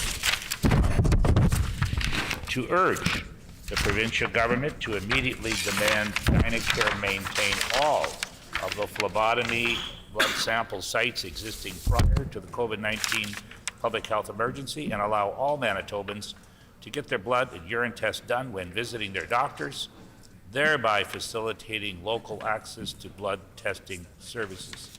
And this petition is signed by many, many Manitobans. The honourable member for St. Vital. Thank you, Madam Speaker. I wish to present the following petition to the Legislative Assembly. To the Legislative Assembly of Manitoba. The background for this petition is as follows. 1. Healthcare is a basic human right and a fundamental part of responsible public health. Many people in Manitoba are not covered by provincial health care. Migrant workers with permits of less than 1 year, international students, and those undocumented residents who have lost their status for a variety of reasons. 2. Racialized people and communities are disproportionately affected by the pandemic, mainly due to the social and economic conditions which leave them vulnerable while performing essential work in our variety of industries in Manitoba. 3. Without adequate health care coverage, if they are ill, many of the uninsured will avoid seeking health care due to fear of being charged for the care, and some will fear possible detention and deportation if their immigration status is reported to the authorities. 4. According to the United Nations Human Rights Committee, denying essential health care to undocumented, irregular migrants is a violation of their rights. 5. Jurisdictions across Canada and the world have adopted access without fear policies to prevent sharing personal health information or immigration status with immigration authorities, and to give uninsured residents the confidence to access healthcare. 6. The pandemic has clearly identified the need for everyone in Manitoba to have access to healthcare to protect the health and safety of all who live in the province. We petition the Legislative Assembly of Manitoba as follows. 1. To urge the provincial government to immediately provide comprehensive and free health care coverage to all residents of Manitoba, regardless of immigration status, including refugee claimants, migrant workers, international students, dependent children of temporary residents, and undocumented residents. 2, to urge the Minister of Health and Seniors Care to undertake a multilingual communication campaign to provide information on expanded coverage to all affected residents. 3, to urge the Minister of Health and Seniors Care to inform all healthcare institutions and providers of expanded coverage for those without health insurance and the details on how necessary policy and protocol changes will be implemented. 4, to urge the Minister of Health and Seniors Care to create and enforce strict confidentiality policies and provide staff with training to protect the safety of residents with precarious immigration status and ensure they can access health care without jeopardizing their ability to remain in Canada. This petition has been signed by many Manitobans. Thank you. The Honourable Member for Wolseley. Thank you, Madam Speaker. I wish to present the following petition to the Legislative Assembly. To the Legislative Assembly of Manitoba. The background of this petition is as follows. An estimated 1 million people suffer from eating disorders in Canada. Eating disorders are serious mental illnesses affecting one's physical, psychological, and social function and have the highest mortality rate of any mental illness. The development and treatment of eating disorders are influenced by the social determinants of health, including food and income security, access to housing, health care, and mental health supports. It is important to share the diverse experiences of people with eating disorders across all ages, genders, and identities, including Indigenous, Black, and racialized people, queer and gender diverse people, people with disabilities, people with chronic illness, and people with co-occurring mental health conditions or addictions. It is necessary to increase awareness and education about the impact of those living with or affected by eating disorders in order to dispel dangerous stereotypes and myths about these illnesses. Setting aside 1 week each year to focus attention on eating disorders will heighten public understanding, increase awareness of culturally relevant resources and supports for those impacted by eating disorders, and encourage Manitobans to develop healthier relationships with their bodies. We petition the Legislative Assembly of Manitoba as follows: to urge the provincial government to support a declaration that the first week in February of each year be known as Eating Disorders Awareness Week. This has been signed by Tanya Zubert, Paula Denbow, Ladine Clausen, and many other Manitobans. The Honourable Member for Point Douglas. Which, Madam Speaker, I wish to present the following petition to the Legislative Assembly.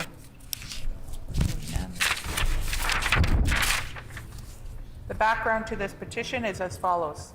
1, the population of those aged 55 plus has grown to approximately 2,500 in the city of Thompson.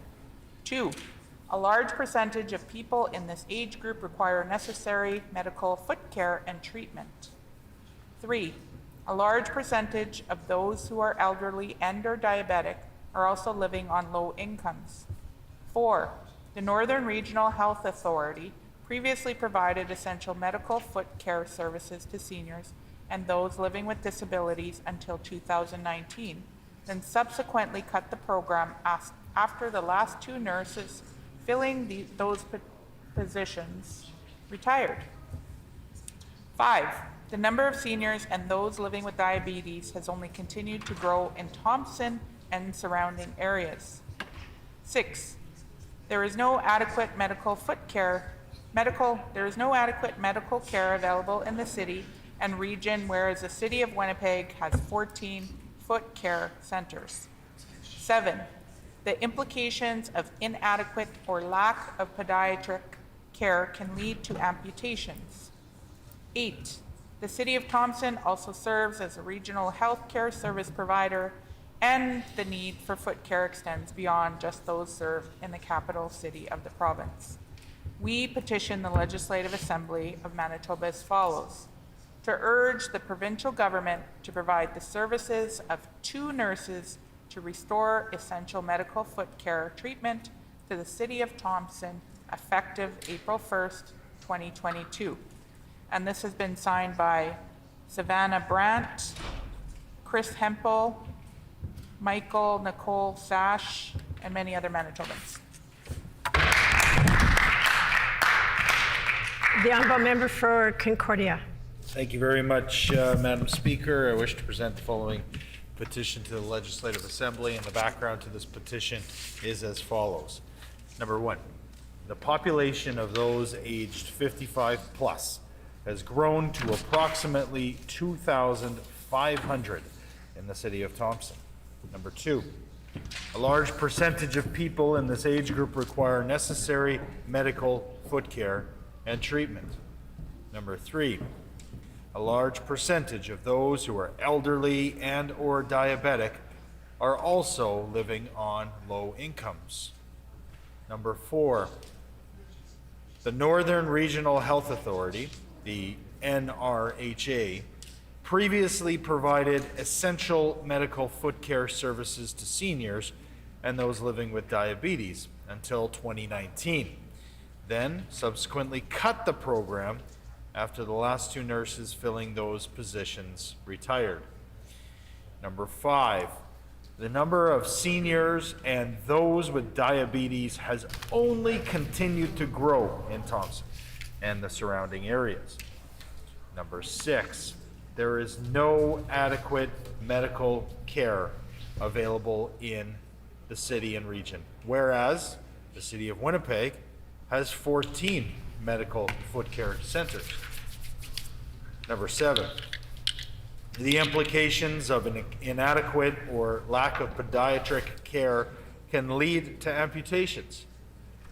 Number 8, the city of Thompson also serves as a regional healthcare service provider, and the need for foot care extends beyond just those served in the capital city of the province. We petition the Legislative Assembly of Manitoba as follows: to urge the provincial government to provide the services of 2 nurses to restore essential medical foot care treatment to the city of Thompson, effective April 1st, 2022. And this petition, Madam Speaker, is signed by many Manitobans. Grievances. Orders of the day, government business. The Honourable Government House Leader. Madam Speaker, I'd like to announce that the Standing Committee on Social and Economic Development will meet on Monday, March 21st, 2022 at 6 p.m. to consider the following: Bill number 4, the Path to Reconciliation Amendment Act; Bill number 9, the Scrap Metal Act; and Bill number 12, the Peak of the Market Reorganization Act. It has been announced that the Standing Committee on Social and Economic Development will meet on Monday, March 21st, 2022 at 6 p.m. to consider the following: Bill 4, the Path to Reconciliation Amendment Act; Bill 9, the Scrap Metal Act; and Bill 12, the Peak of the Market Reorganization Act. The Honourable Government House Leader. Madam Speaker, could you please call for debate this afternoon Bill 16, 15, 26, and 23? It has been announced by the Honourable Government House Leader that the House will consider this afternoon debate on second reading of Bill 16, second reading of Bill 15, second reading of Bill 26, and second reading of Bill 23. I will therefore call debate on second reading of Bill 16, the Financial Administration Amendment Act, standing in the name of the Honourable Member for Kiiwetinoong, who has 30 minutes remaining. The Honourable Member for Kiiwetinoong.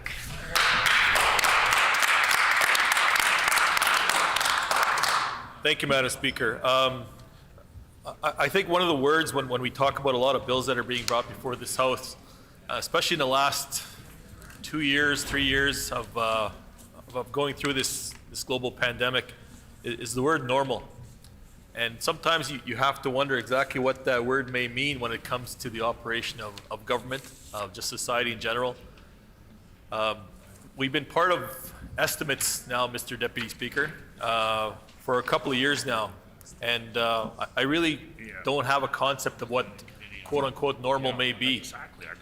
We've been part of estimates in the beginning, not long after the election in 2019, to be able to have the ability to ask questions, have the ability to ask detailed questions, and understanding that the role of government is to sometimes share that information or sometimes be a little bit more non-forthcoming with that information.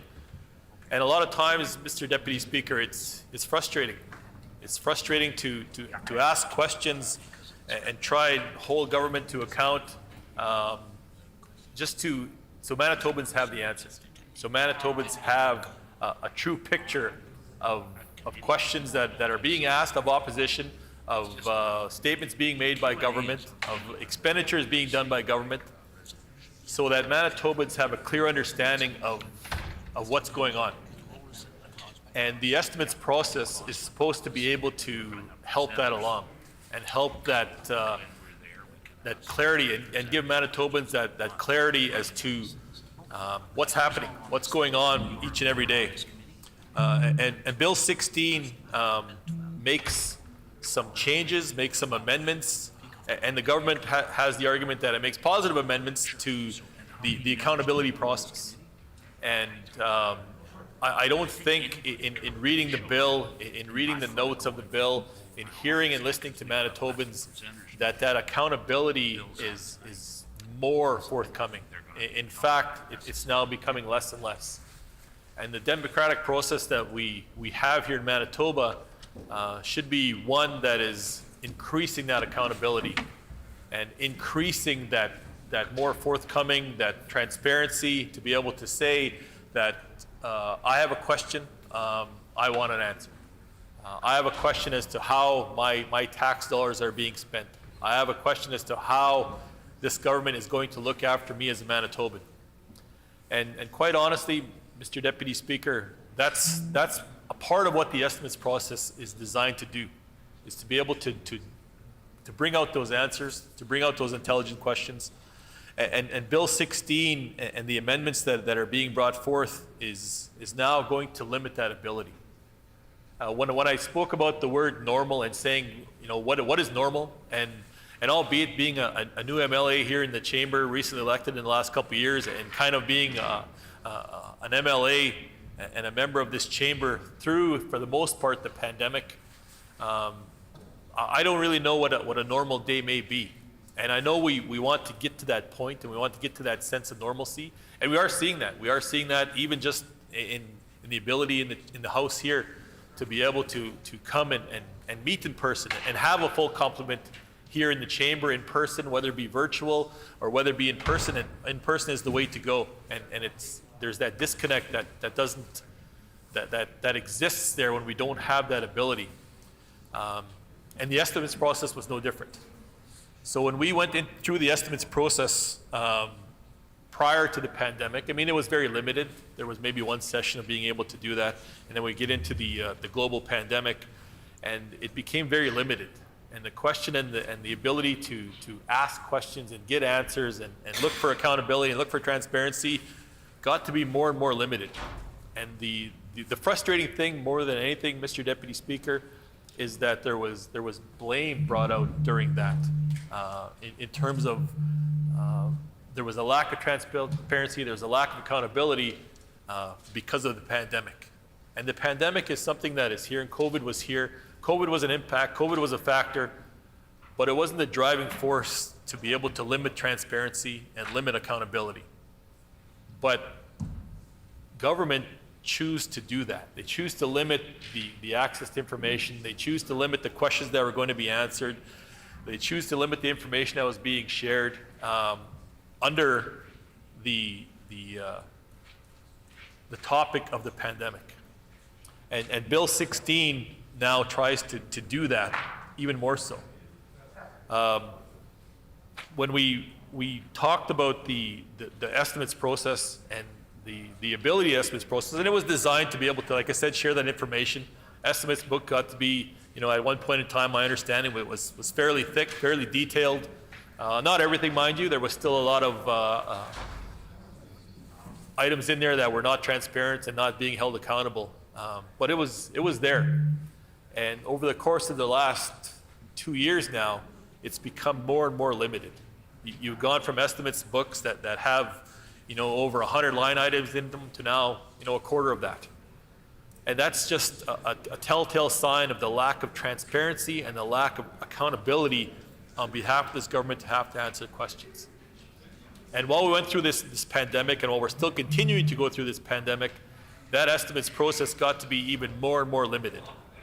Depending on what portfolio you may have and what minister was in the estimates room and in the estimates process, whether it be Zoom or whether it be in person, it was very limited. So you had to try and get more bang for your buck, more answers for the limited time you had, more answers for the limited access to information that you had, which got to be difficult. And having COVID and the pandemic as the excuse to not maintain that accountability was honestly just shameful. It's a reality, it's here, but at the same time, it doesn't limit you from answering questions. It doesn't limit you from being accountable. It doesn't limit you from being transparent. And it was frustrating to see when you finally got your estimates book from government, to see the very, very limited amount of information that was actually in there. It was limited to begin with, but now even more so. Now you had to kind of dissect the one line item that used to be able to entail 3 or 4 pages of estimates book. Now it was down to one line item. And Bill 16, Mr. Deputy Speaker, now is wanting to kind of celebrate that lack of information, that lack of transparency, the lack of accountability. And it's something that Manitobans deserve. Manitobans deserve to know what is going on. Last week, in listening to the minister speaking to Bill 16, he referred to it as a way to evaluate and a way to better look at the total performance of government. Well, then let's do that. Let's look at the total performance of government in referencing this bill. So when you see different aspects, and there's been a number of questions raised by Manitobans, not just members opposite, not just us in the NDP caucus, Mr. Deputy Speaker, but just in Manitobans, because our concerns and our questions are coming from those voices, are coming from those stakeholders, are coming from those individuals, are coming from those Manitobans. So when we bring forth those concerns, those are concerns brought about by Manitobans. So Manitobans are wondering that question too. If Bill 16 is looked to further evaluate the total performance of government, then let's do that. Let's truly look at all aspects. Let's look at the healthcare system. When we refer to Bill 16 and the estimates book and how healthcare has gone and how healthcare has been operating during the course of the pandemic, and here we are sitting here today, the government still will not admit that there's a crisis in the healthcare system. And albeit, I fully understand that they're not wanting to kind of admit the shortcomings and admit the failures that existed prior to the pandemic that were just exacerbated by the pandemic, but they were there, Mr. Deputy Speaker. Those concerns were there. Those issues were there. Those failures were already there. And now they just get amplified and they get echoed. But government can't look and use the pandemic as a way to explain that all away. Like I said, these issues were there before the pandemic. So when the pandemic came, it just kind of highlighted all of these gaps, all these failures, all these shortages in nurses, shortages in the ICU capacity. And it showed a lot of gaps that were already existing. So when Bill 16 and the minister talked about let's use this as total performance of government, then the minister also has to be willing to answer for those. Answer for that total lack of performance of government when it comes time to a number of different files. And as I'm speaking about right now, the healthcare portfolio. So this, in looking at Bill 16 and the Financial Administration Amendment Act, to be able to bring that in and use that as a tool to evaluate the total performance of government as it pertains to healthcare, then it's shameful. It's shameful to be able to say that we have these funds over here and we're not allocating them where they need to be. We're not getting those funds to the bedside. We're not getting those funds to Manitobans. But rather, I'm not going to spend what I have. And I remember that question being asked many, many times, Mr. Deputy Speaker, when we sat here and debated asking for additional funds from the federal government, and the question was asked, are you spending the money that you already have? Are you spending the money that's already in Manitoba, that's already designed for Manitobans, that's already designed to go to the bedside? And it's a simple question to be able to ask. Are you truly spending all the money you have there? And the government could not answer that question concretely to say, yes, we are. We're truly exhausting all of our resources. We've emptied our bank accounts. We've done everything we can, and we still need help. And that's something that's a reality. We sit here in a global pandemic, Mr. Deputy Speaker, and that's a concern for jurisdictions all around the world, not just in Canada, not just in Manitoba, but all around the world, to truly say, we've exhausted all of our resources. We need more help. There's nothing wrong with that. There's nothing wrong with being able to say that and having to admit. And in fact, that's a strength of having to admit, I need help. That's an ego that you have to overcome to say, I need help. But this government is not doing that, Mr. Deputy Speaker. They're not saying we need help because we've exhausted all of our resources. We're saying we want help because we're still got a pocket of money here. We want to look at where we're going to come out in a positive way at the end of the pandemic, whatever that may be. Hopefully that pandemic, is something that's done today. Not a year from now, not months from now, but done today. Are we at that point? I would like to think we're getting there, but we're not there yet, Mr. Deputy Speaker. But to be able to say that we need help and we've exhausted everything we have. We've truly filled every gap. We've filled every seat. We filled every vacancy we have in healthcare, but we still don't have enough. There's nothing wrong with being able to admit that. But if you're not doing that, then you don't have the right to go and ask for additional resources, for additional funds. Another comment that the minister made when in his opening comments last week was to be able to kind of live within your means. You're not going to sit out there and go and borrow your way out of it. But yet, here we are. We're still asking for additional funds to be able to say, let's do this. Federal funds to be able to say, let's help and do this. And Bill 16, coming back to that accountability or that lack of accountability, begs to answer that question.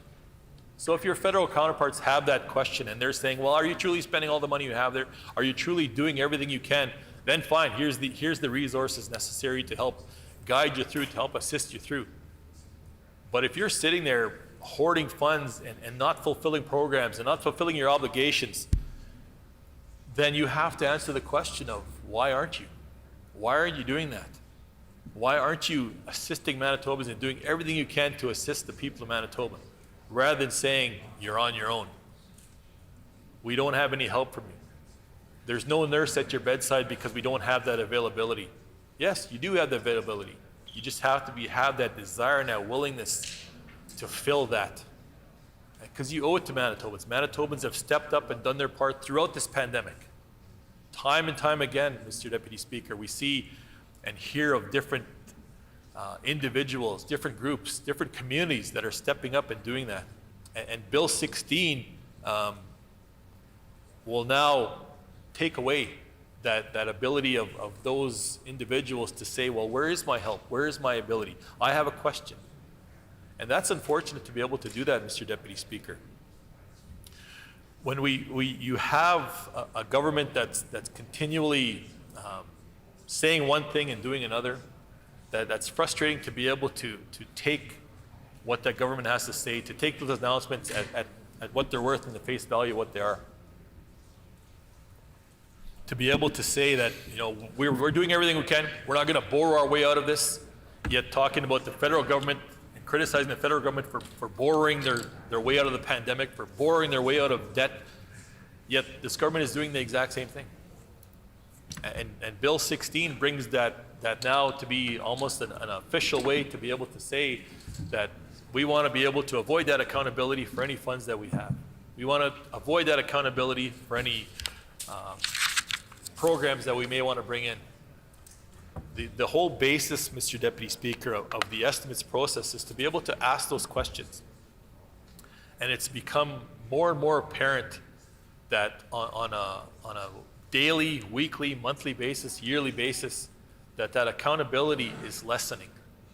And that really is discouraging and frustrating to the democratic process that we all live in. To be able to say that I have this book, I have this estimates book, however thick it may be, and different departments have different items in there.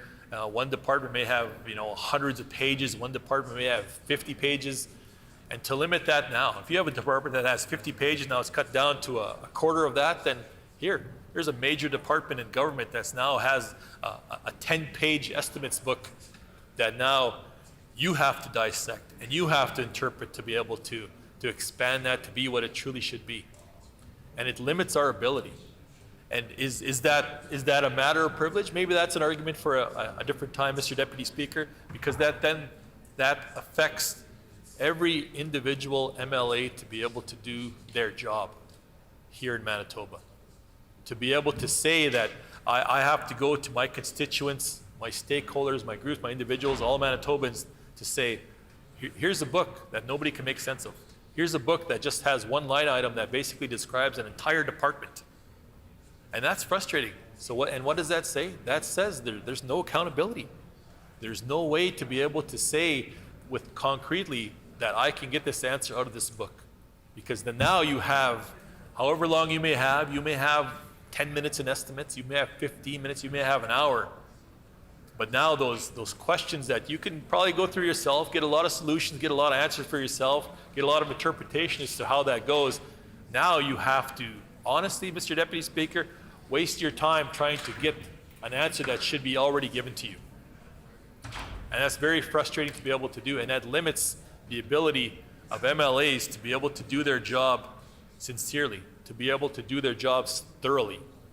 And that's frustrating to be able to bring that to the table, let alone have items like that via Bill 16 be now legislated.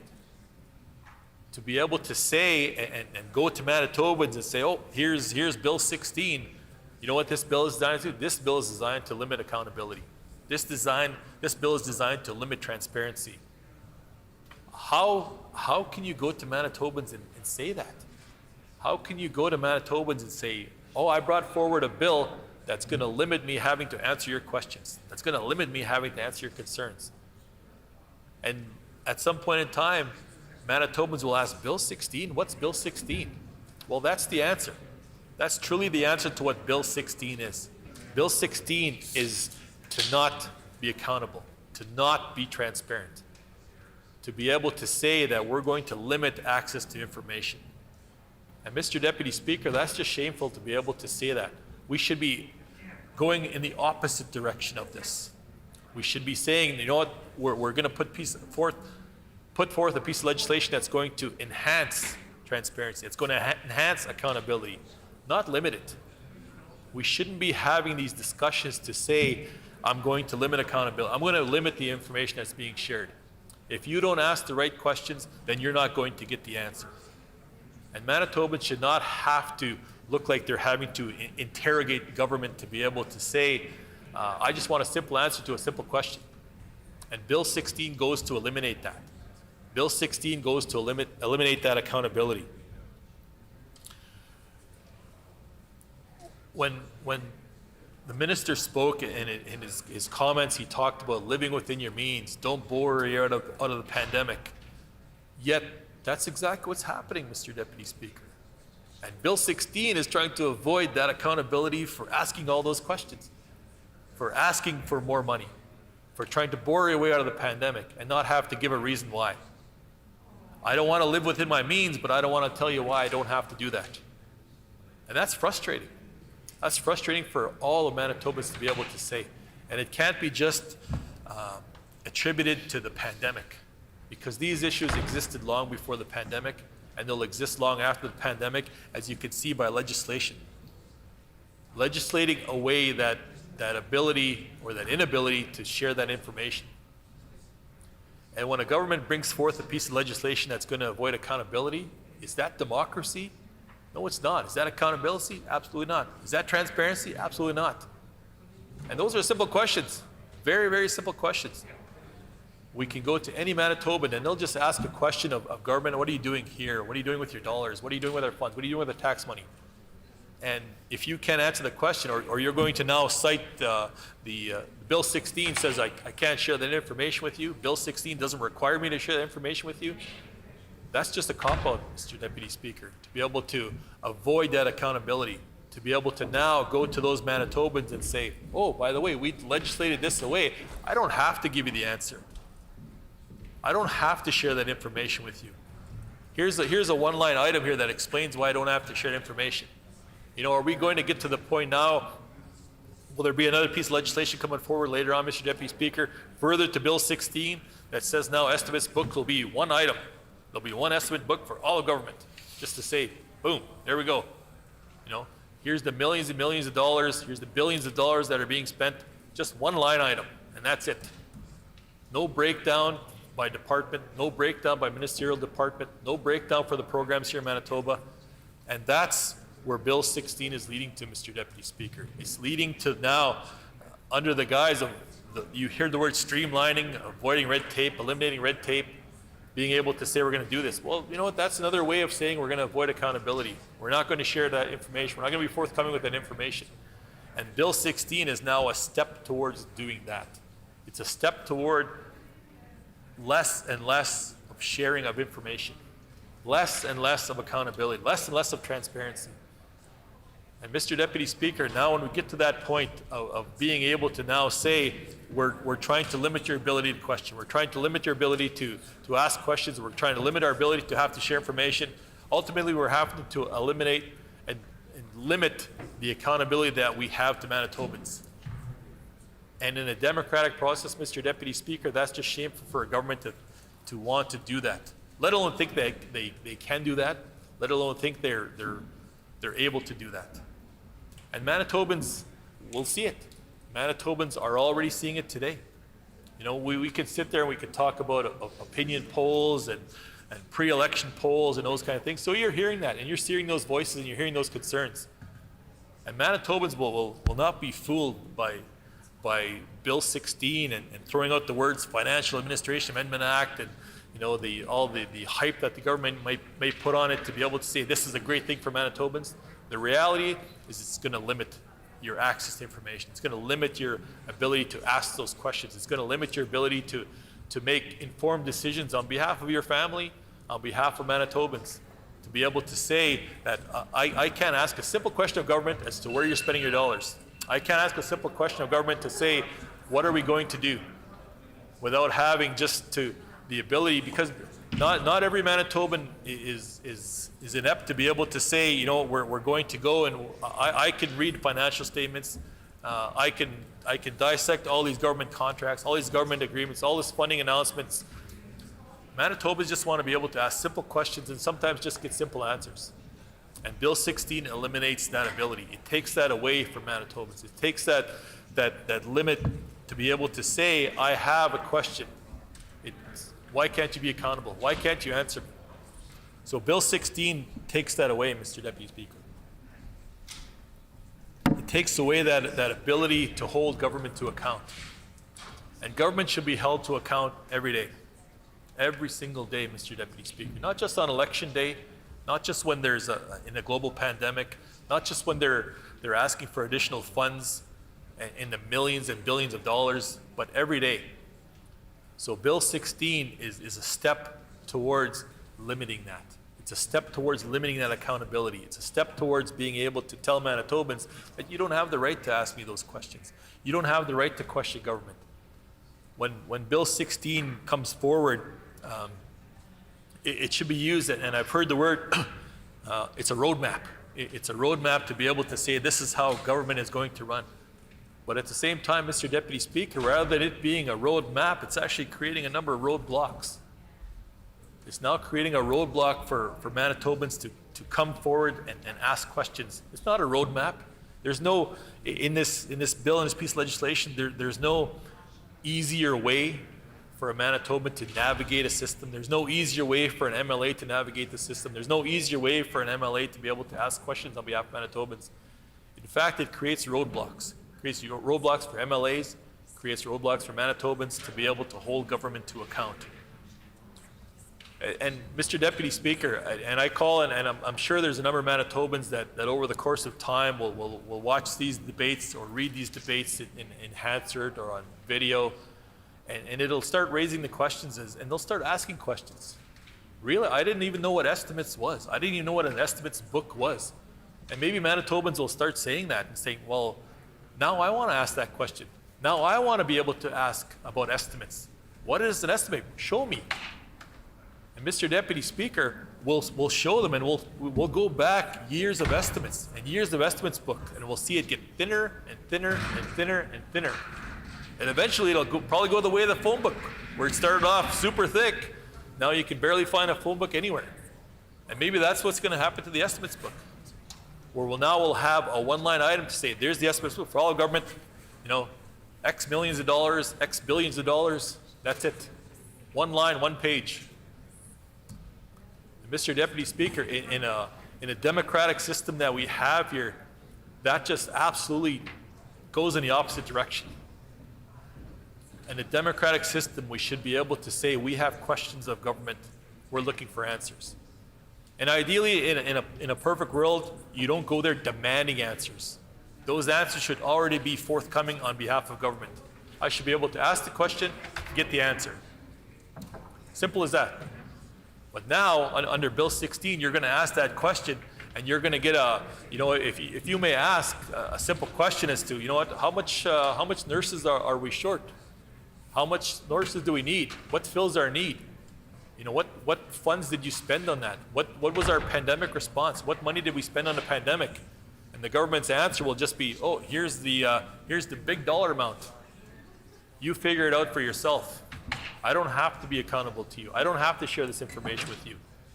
I've done my due diligence. I've fulfilled my obligation. I've given you the dollar amount you asked for. You asked how government is run? Here you go. Here's one page. Here's $1 amount. You figure it out. And that's just shameful, Mr. Deputy Speaker. Manitobans are very, very intelligent. Manitobans deserve to be treated as such, deserve to be treated with the respect that they deserve and they've earned. Throughout this pandemic, the Manitobans have been told they're on their own. Mr. Deputy Speaker, Manitobans have stepped up. They've accepted that challenge, took it head on. But at the same time, Mr. Deputy Speaker, they should not feel like they're in it alone. And members on this side of the chamber in our NDP caucus hear that loud and clear. And I say to them, you are not alone. We are with you. We are voices. We're asking these questions here today, holding government to account today on these issues just like you deserve, because you're not on your own. And Manitobans, Mr. Deputy Speaker, have stepped up throughout this pandemic. You hear a number of stories where communities and individuals have stepped up and truly done their part. But there's also times and groups, and stakeholders, and individuals that do need that help. They do deserve that help. They need that help. They also deserve that accountability and that transparency. A government can't just push them aside, and I'll come and see you on election day. I'll come and see you 6 weeks before election, and that's the only time we'll have to deal with you. I'm good for 3.5 years of not contributing to anybody, not talking to anybody, and 6 months before, that's when we'll all of a sudden have all these announcements, all these great things we're doing. That accountability needs to happen every day.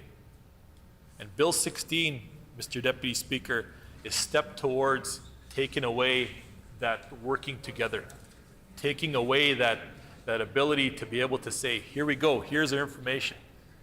Here it is, here's the documents.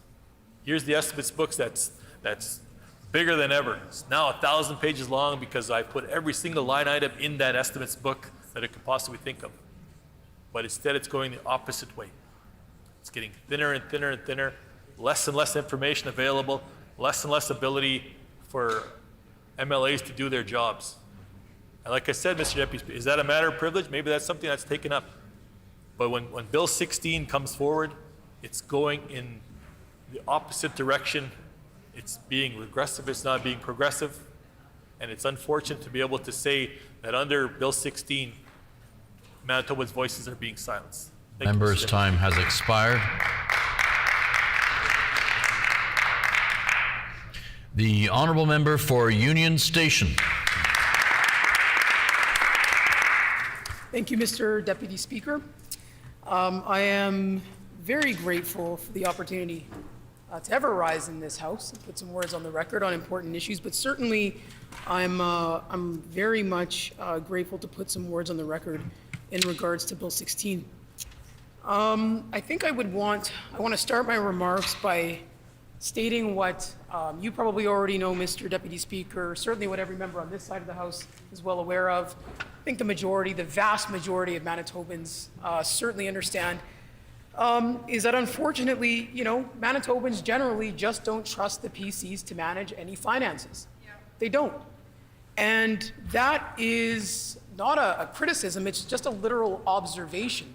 You can go talk to people at your local grocery store, community center, you can be, at a restaurant, and folks generally, when talking about this government and their spending, don't have very good things to say. They don't trust this government, and that's based on the track record of this government from day one.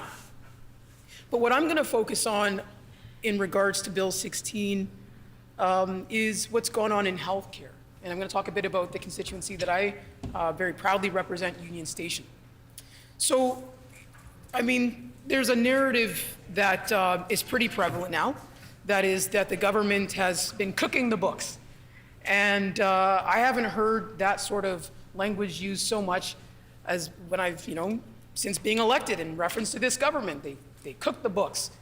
And I've really seen it in quite an interesting way in healthcare, in the way this government has moved the goalposts in terms of how they measure things in healthcare, how they just altogether don't report on certain things in healthcare anymore. They just decided, you know what, this doesn't look good, so we're just not going to report it at all. It's like I think they think people won't be critical or can't be critical if the information just is no longer being provided at all.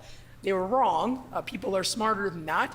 And of course, that indicates this government just has no desire whatsoever to be accountable to the decisions they make financially in the healthcare system. It's something to witness not only how terribly this government has managed the finances of this province, and specifically in healthcare, but it's actually devastating to see the impacts of that mismanagement. And, we see that. We saw it before the pandemic. We've certainly seen it during the pandemic in the rates at which agency nurses and healthcare workers are being used in our healthcare system. To think that if this government had just practiced basic human decency and respect in the way they treat healthcare workers, that they wouldn't have healthcare workers leaving our system in droves, retiring early, and they wouldn't be forced to pay multiple millions of dollars for agency nurses and healthcare workers when they could just be paying fairly negotiated wages to healthcare workers instead of having frozen healthcare workers' wages for a number of years. They could have made sure that instead of Manitobans being subjected to highway medicine and hallway healthcare, that Manitobans could know that their tax dollars, are going to them being able to receive healthcare right here at home and not being subjected to 10, 11, 12 days actually worth for some folks in some terrible cases of waiting in the hallways of emergency rooms without receiving the care that they desperately need. All of these things are the direct result of this government failing to adequately and appropriately invest in healthcare, and them deciding to treat our healthcare system like some sort of profit-generating entity where they can also, give their buddies or folks that they know contracts in the private system, or, threaten to send people to America for vaccinations, make empty promises and countless empty, meaningless announcements about how they're going to spend dollars that were announced many, many months previously that they don't, get the hopes up of Manitobans who are desperately needing to know how those dollars are going to be invested to improve their healthcare outcomes, but they don't provide that information and just leave Manitobans waiting in pain and waiting with questions. So, you know, when I think about the realities of this government failing to spend adequately, it is not just, you know, standing up to be critical or to point out their shortcomings or their multiple ongoing failures. It is to highlight the impacts of that decision making, and that their refusal to be financially responsible, to be financially proactive, progressive, you know, reflective of the communities that exist within Manitoba has very real negative consequences.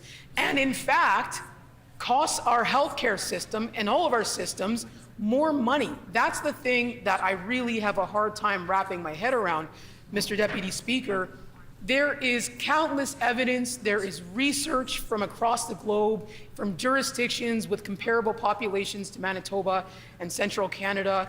There are studies that go back decades which make explicitly clear that when you invest in bolstering public health care, and when you communicate those investments meaningfully to the public, when you're transparent and you report and you're accountable, what you actually see is an improvement in healthcare outcomes.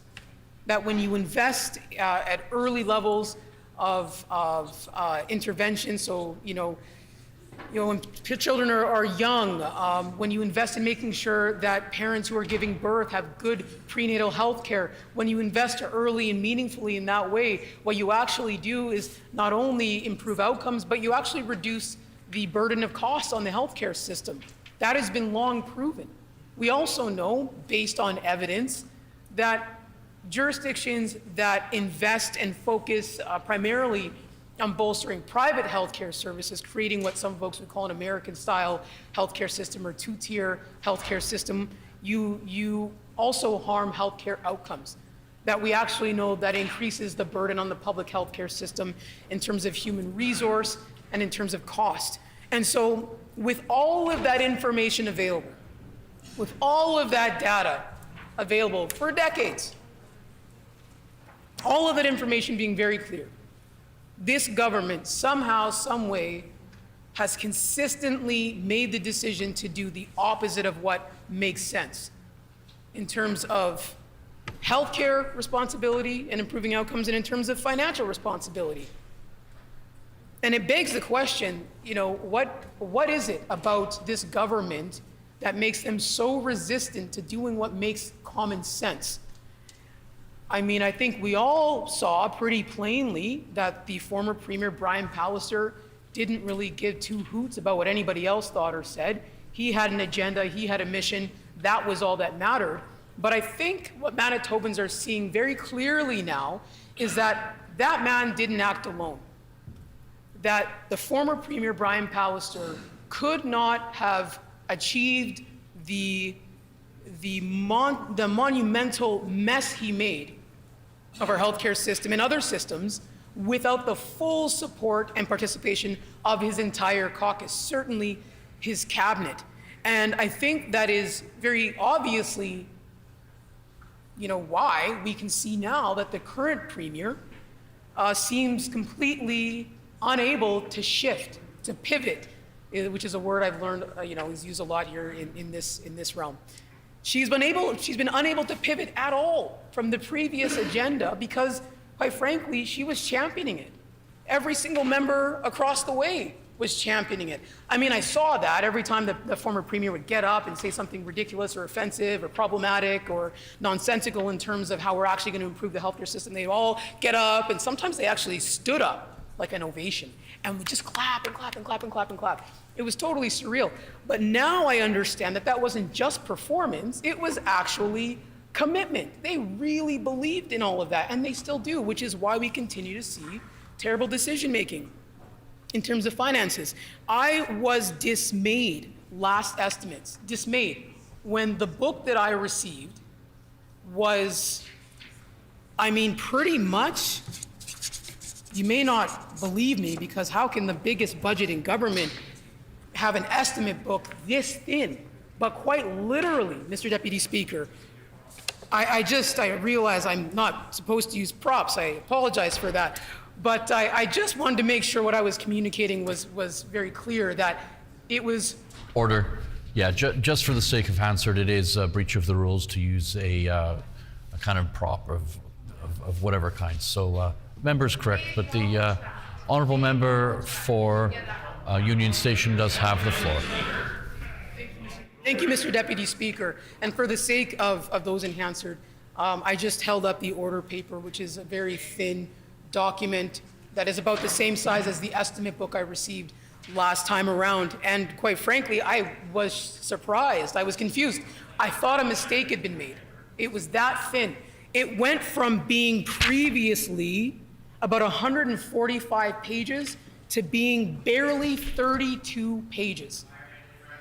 I posted that on social media because I couldn't believe it. I thought, the people need to see this.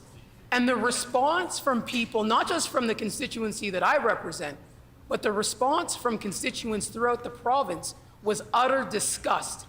People who don't even really know what the estimates process is knew right away that there's no way this government could provide the kind of financial information that I need to do my job, that we need to do our jobs, in a book that small.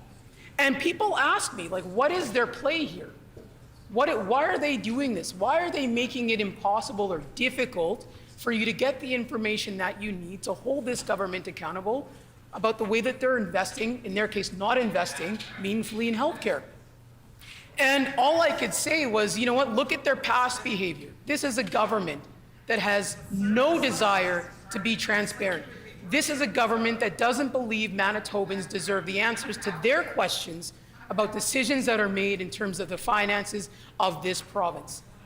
That is not a government that is fit to lead. That's what I told those constituents who reached out. And again, not just constituents from Union Station, constituents from all across the province. I hear from constituents from all of members opposite's constituencies on a regular basis, mostly because those constituents don't actually hear back from their Conservative MLAs and have to reach out to us, or because they don't think they're competent and they don't trust them, and so they reach out to members of our caucus because they do trust us. They know that we care. They know that we're accountable. We know that if we don't have an answer at that moment, we're going to get the answer for them as soon as we possibly can, which is not the track record of this government, which is why this government refuses, I wouldn't even say fails because that would imply maybe there was an effort, but they refuse to do the right thing and provide the information that Manitobans deserve in order to get the answers that they need to really important questions about spending and planning, strategic, rollouts that are going to happen across all of their portfolios, all of our portfolios that we're the critics of. So, all of that to say, Mr. Deputy Speaker, that Manitobans have good reason not to trust this government in terms of how they manage the finances, and they have zero faith. They have zero faith that a government that is led by a premier that is more concerned with hiding $31 million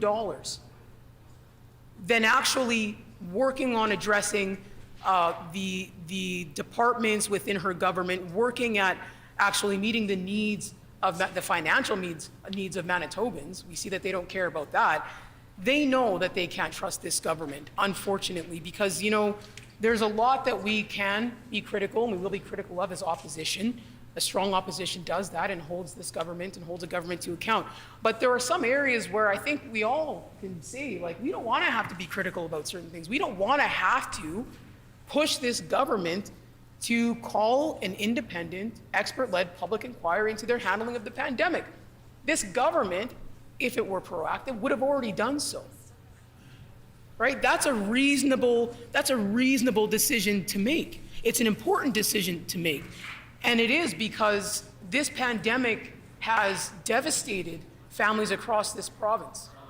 And when it comes to investing, when it comes to financially making sure that our province can move forward in the best way possible for all families, calling a public inquiry can help inform how that happens. That would just be good decision making. That's where the government can invest some real dollars to make sure that decisions being made moving forward as we get through this pandemic and try to recover across the board is done in an informed way, in a way that actually doesn't leave folks behind. So I know I've covered a lot already, but I do think it's important when we talk about, what this government intends to do with a bill like this and what this government has done historically is to talk about the realities of what that kind of financial responsibility looks like across the board. So what I'm talking about here really is that, it's not just healthcare that I care about. Obviously, I care about, all departments, and we should all recognize that these areas don't operate in silos, right? That all of these departments are actually connected. And that when we look at whether or not the government is going to be responsible and transparent in health estimates, I expect and I would hope that they would do better across the board. I would love to be able to sit down with my colleague, the MLA for Transcona, the critic for education, and talk about what he's learned from his estimates book, what questions he's going to be focusing on, what his areas of concern are in terms of education, and how he thinks we need to hold the government accountable because education and healthcare, they're connected, right? I would love to be able to sit down with my colleague, the MLA for Kiwetinook, and talk about reconciliation. And what is it that he's seeing in the estimates books that is supporting those efforts and what he's not seeing, because that affects healthcare as well. But I know that unfortunately, I don't think none of my colleagues can actually open up or were able to open up their estimates books and get the kind of information that they need to do their jobs to the best of their abilities. They all do a fantastic job, but let's be clear, being able to go into estimates and ask the questions that you need answered, depends on the information being provided in those books that we expect. And so, this government is actively trying to make it very difficult for us as elected representatives to do our jobs on behalf of the people that we represent. And again, we don't operate in silos. We don't operate as just singular entities. We have to work together. Thankfully, on this side of the House, we can do so joyously. It's not like what goes on over there, and I know there's been challenges over there, Mr. Deputy Speaker, let me tell you. Let me tell you, Mr. Deputy Speaker, drama on that side of the House. The media knows it. They put it all over the news. Some people wearing scarves, not liking masks, other people championing calm, all kinds of things. On this side of the House, we actually get along. We work hard on our critic roles. We work well together to try and make sure that Manitobans have the best shot at having the outcomes that they want for their families and communities.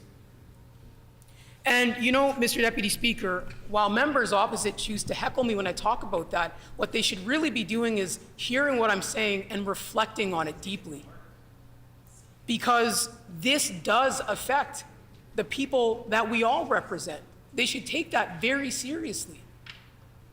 It is incumbent on them to make sure that, they're not operating in silos, which is what we're seeing ultimately. I hear that from folks who I won't name in this House for their own privacy, but I hear that from folks, that there's some real challenges in getting different departments to communicate. That there's some real challenges in knowing what's going on, with the right and the left at the same time. And that, unfortunately, what that does is it creates further gaps. And people get hurt by that. People fall into those gaps and don't get their needs met, which we see time and time again. So, when I was talking about the social determinants of health in relation to, financials and estimates, it is critically important that this government is transparent across the board in every which way possible. We need to have a good sense of what their plans are in all areas in order to best understand, what things are going to look like for Manitobans moving forward. The interesting thing, most recently, this government has been doing, outside of their ongoing empty announcements and press conferences that are just really for photo ops but not have any substance in them whatsoever, this government has been talking about the recovery in Manitoba and how good things are going, but it's strange because they fail to talk about how people in the core, central Winnipeg, are really struggling, that the recovery doesn't look the same across the province. And, this is a government who has that information, but again, fails to do anything meaningful with it. I think when I make that statement, I think back to the race-based and segregated data that was collected during this pandemic, and how Manitoba remains the only jurisdiction to have collected that data in that way. And I know that folks fought really hard for that data to be collected and for the investments to be made. That data, should be like when we talk about financial reporting, when we talk about this in particular, it would be great to go into estimates and be able to have information in terms of what was invested there to make that a reality and ask questions about that. But, like we're seeing in by way of this legislation, this government, isn't transparent and wasn't transparent with that data that they collected during the pandemic and didn't put that data to good use. Because, the information that you gather is sometimes only as good as what you do with it. And this government didn't actually action the information that they were gathering, which had harmful effects on the communities who we knew, those who, were paying attention and looking at other jurisdictions, knew would impact certain communities disproportionately. And so when I look at a bill like Bill 16 and what this government is purporting to do, I look at Union Station that has a very diverse demographic to it, incredibly diverse and dynamic community that I'm fortunate to represent. A community that has been impacted disproportionately throughout the pandemic, a community that definitely is not recovering at the same pace as other communities, a community that would highly benefit from being able to see plainly from the government what the financial strategy is to support the community in having improved outcomes. I know that people in Union Station are paying attention. I know that people in constituencies like Southdale, Riel, Brandon East, McPhillips, Lagimodiere, Fort Richmond. I know that folks in those constituencies as well are also paying close attention, that they're very invested in knowing what this government's financial strategy is and how this government intends to be transparent in terms of how they're going to help communities recover.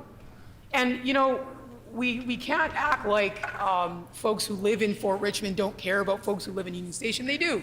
I was somebody who grew up, in what would be, I guess, Seine River now, was for my whole life connected to what is now known as Union Station.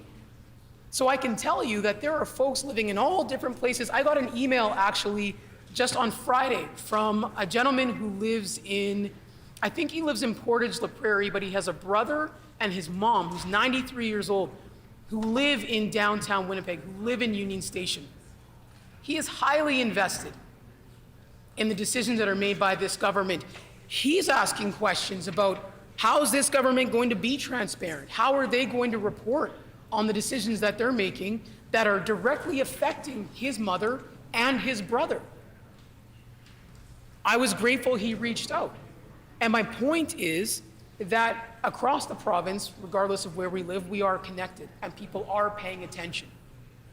And that one simple thing this government could do to facilitate trust, a belief from the citizens of this province, is to make decisions financially that don't reflect all the decisions they've been making since 2016, which is to hide information, to withhold details, and to make decisions financially to the detriment of people, prioritizing profit and privatization over people. People are tired of that. They're fed up. They're exhausted. They're beleaguered because of this pandemic. And, we have all been encouraging this government to shift gears. Like I said earlier, pivot already. Figure it out. Do the basics that people want and need you to do to instill some confidence. But judging by this bill, the government has absolutely no interest in that. This government shouldn't have to legislate themselves to commit a practice that is long-standing. That is like, and my colleague, the MLA Transcona said this when he rose in the House, and I was with him on that. The notion that this government is going to actually try to legislate themselves to do something, to commit to doing something that is a long-standing practice, tabling detailed estimates of expenditures across government, is just mind-boggling. Mind-boggling. Like, I look at the decisions of this government and I just, you gotta wonder, is it that they're tired? Which to me is pretty inexcusable. How? Look at the fact that we've got healthcare workers, nurses, doctors working mandated double shifts, some people triple shifts, multiple times a week, and still showing up to work, giving their absolute best, doing the most for Manitobans to make sure they have the best chance at good outcomes. And this government is tired, and this government is throwing in the towel.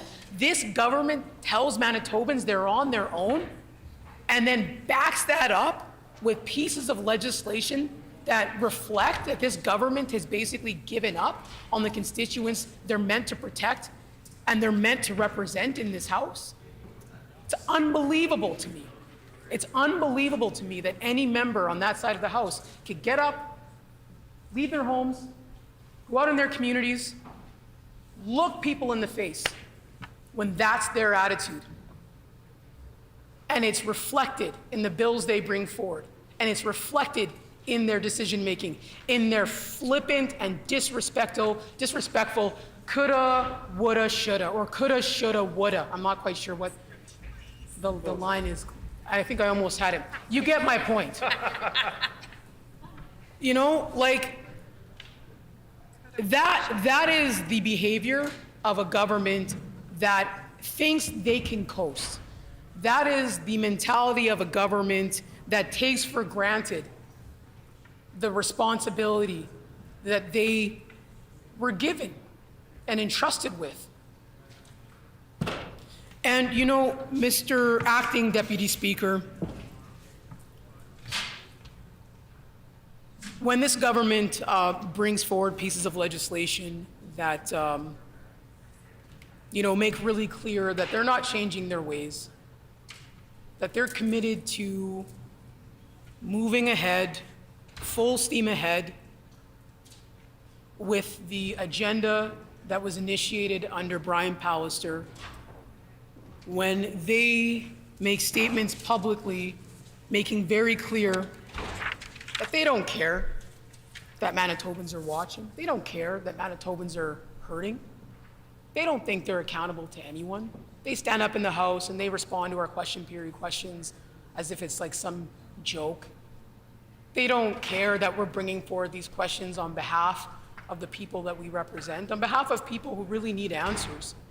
When they call pressers to make empty announcements, half of the time at this point, we should probably just do a tally on the percentage. Half the time aren't even true.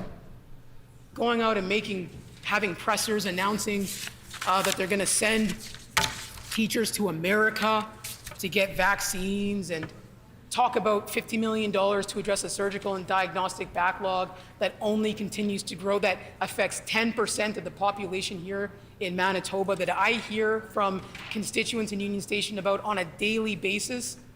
People who can't get their tests done, people who are waiting for 3 years for spinal surgeries, have lost their jobs, their income, their ability to go out in the community and live meaningful, full, enriched lives because they're waiting in pain with no end in sight, because this government won't give them an end date, because this government thinks it's better to go out and make empty announcements and bring forward pieces of legislation that are saying they're going to legislate themselves to do what they should already do and what's common practice in this legislature.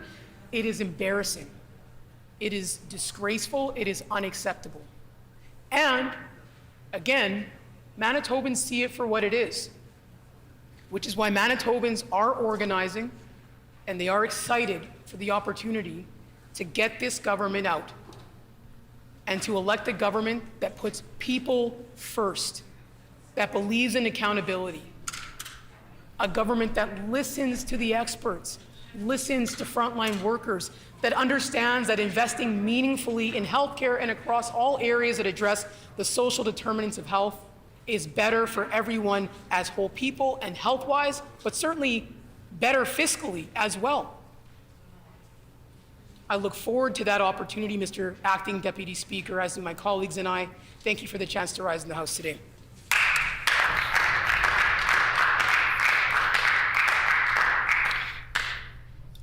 The honourable member for St. James.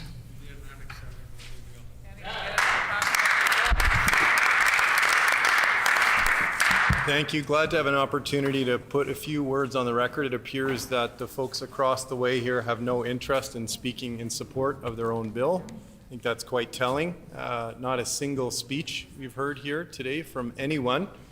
Just speaks to the overall level of support from folks across the way for their government's agenda. You know, this bill that we're here to debate today is fundamentally a piece of political theater.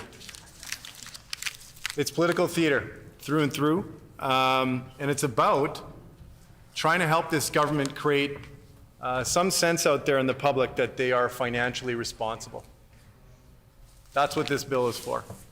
It's to try to create some sense for Manitobans that they are watching the finances, that they're responsible with government finances, and that they are ultimately interested in controlling spending at some level. But we know that this bill achieves none of that. This bill does not achieve that. It's purely theater, 100%. And, you know, it's important, I think, just to right away talk about why that's theater. We can look simply at what this government's done with hydro.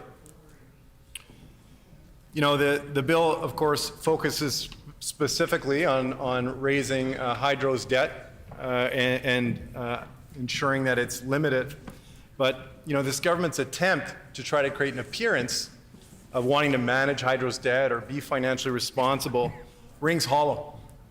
It rings absolutely hollow when we look at the decisions that this government has made relative to Manitoba Hydro that speak to their financial incompetence and their lack of real concern over ultimately what's in the best interests of ratepayers. So, you know, this bill proposes to put a cap on hydro debt and to demonstrate again this theater of financial responsibility. Meanwhile, if we look at what this government has done on the hydro file, we can see a long record of terrible financial decisions that are going to cost Manitobans money and ultimately raise our overall costs in this province. We can start by looking at, going back a couple of years, their decision to sell off a hydro subsidiary, Teshmont.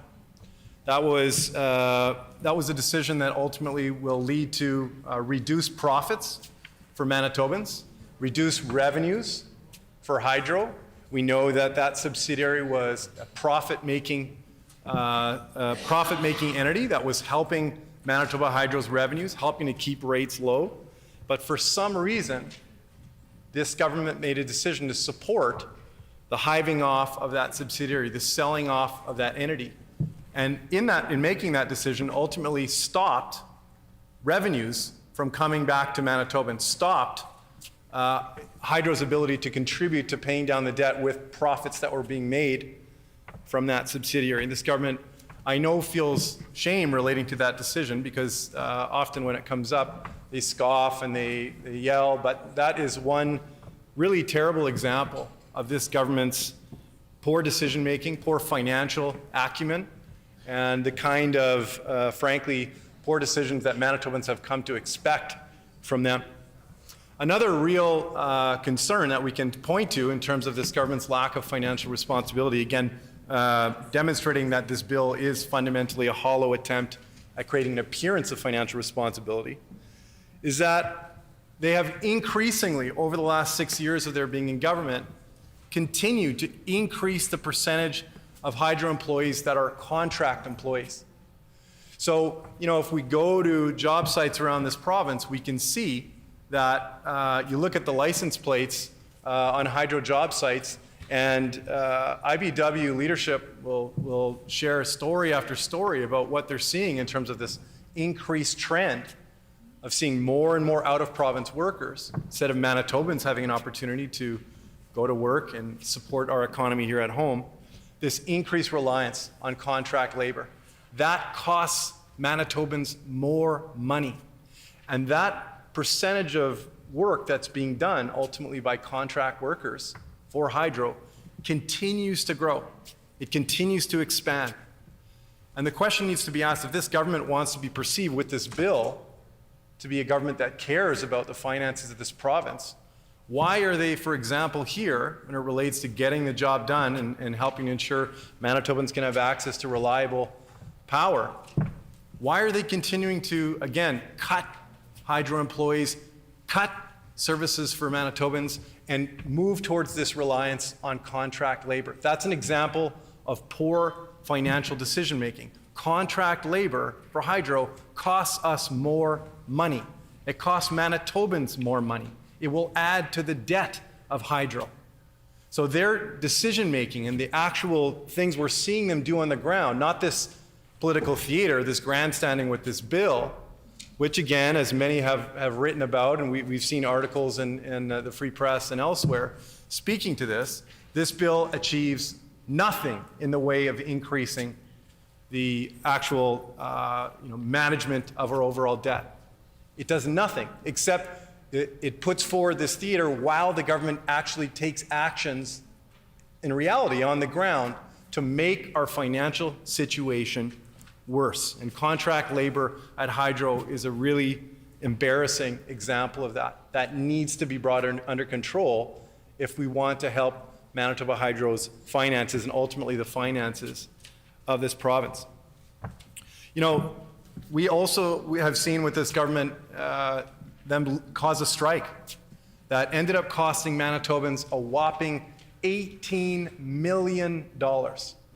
An unnecessary, wasteful strike that ended up costing Manitobans $18 million. A strike that could have been avoided, Mr. Acting Deputy Speaker. That strike didn't need to happen.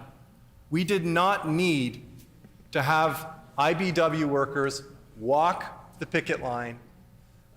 It was an absolutely needless strike. Instead of trying to illegally freeze wages or mandate wage freezes and force those on workers who are helping us to keep our lights on in our houses, to keep our fridges cold and our houses warm, instead of doing that, this government chose, of course, to force wage freezes on those workers. And those workers were forced to, of course, as we know, defend themselves and walk the picket line needlessly. And ultimately, at the end of the day, Manitoban ratepayers were on the hook for $18 million. That is financial irresponsibility at its worst. That's a gargantuan waste of funds that could have gone towards so many other really valuable purposes in the middle of a pandemic, like paid sick leave or helping to increase wages for workers who are working on the front line and keeping Manitobans safe. So again, theater, bill that proposes to control costs, reality, increasing costs for Manitobans. They wanted to highlight hydro in this bill, so let's keep talking about hydro and their poor financial decision-making as it relates to hydro. Manitoba Hydro International. Manitoba Hydro International was a subsidiary of Manitoba Hydro that this government interfered in and ultimately helped to shut down. Manitoba Hydro International had a long and storied history of doing incredible things, not only in this province, but abroad. If you look elsewhere and you see some of the countries that they've worked in, you hear stories about the association of Manitoba with security, with energy reliability, with a good future. And this government saw fit to shut them down, even though Manitoba Hydro International made this province, made ratepayers $80 million in profits. $80 million in profits that were being sent right back to Manitoba Hydro and their bottom line. And in turn, helping to reduce Hydro's debt, helping to keep rates low. That's a shameful decision that we've seen from this government, and one that confused a lot of Manitobans, people who were very familiar with the good work of Manitoba Hydro International, employees that work there reaching out, saying, we just don't understand why this government could be so financially irresponsible as to want to shut down a subsidiary that was making all of us a bunch of money. How does that make any sense? Why are we getting out of a business if Manitoban ratepayers, if Manitobans are benefiting financially? There's no explanation for that. Just another example of poor financial decision making. So again, over here, theater, a bill that ultimately achieves nothing, that has no teeth, that can, puts these imaginary caps that can just simply be removed every year and then replaced. And then over here, genuinely concerning pattern of decision making that places the finances of this province at risk, that places, in the case of hydro, more burden on Manitoba Hydro, that places a greater burden on Manitoba Hydro ratepayers. That's a real concern. And again, those people that reached out to say, what is this government doing? We can't really understand it. These are people who work there, who saw the value that Manitoba Hydro International was creating for Manitobans, that saw how exciting of an opportunity that was. Manitoba Hydro International served as this incredible opportunity internally for hydro workers who were able to voluntarily sign up for Manitoba Hydro International work, potentially have an opportunity to go support the development of energy reliability, energy security in nations across the way, across the ocean, to do great things, to have something to be proud of, to bring our province's amazing knowledge and history of Manitoba Hydro investment to bear in other jurisdictions, in places that needed it. And while we did that, to improve the finances right here for Manitoba Hydro, for our province. What an incredibly short-sighted decision that was. And this government has kind of been able to skate on that one. They've been able to skate on that. It was a very quiet sort of shutting down, dwindling down of Manitoba Hydro International. And again, let's talk about some of the other effects of that. We had somewhere in the range of 25 to 40% of employees at Manitoba Hydro International that disappeared. These are very good paying jobs. These are engineers, people who are making great wages in this province that were contributing to the economy of this province through their taxes that they were paying. And those highly skilled individuals now have they've left the economy.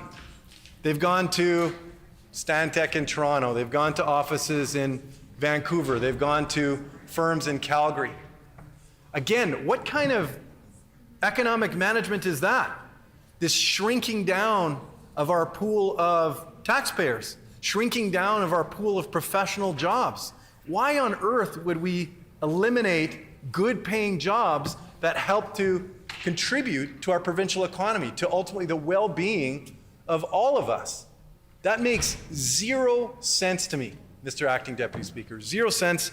And it made 0 sense to the workers who worked there who just could not figure out what this government was thinking. Bad financial decision making, poor level of fiscal prudence, over and over again. That's the reality that we see on the ground. Those are the actual decisions, not the theater that we see with this bill.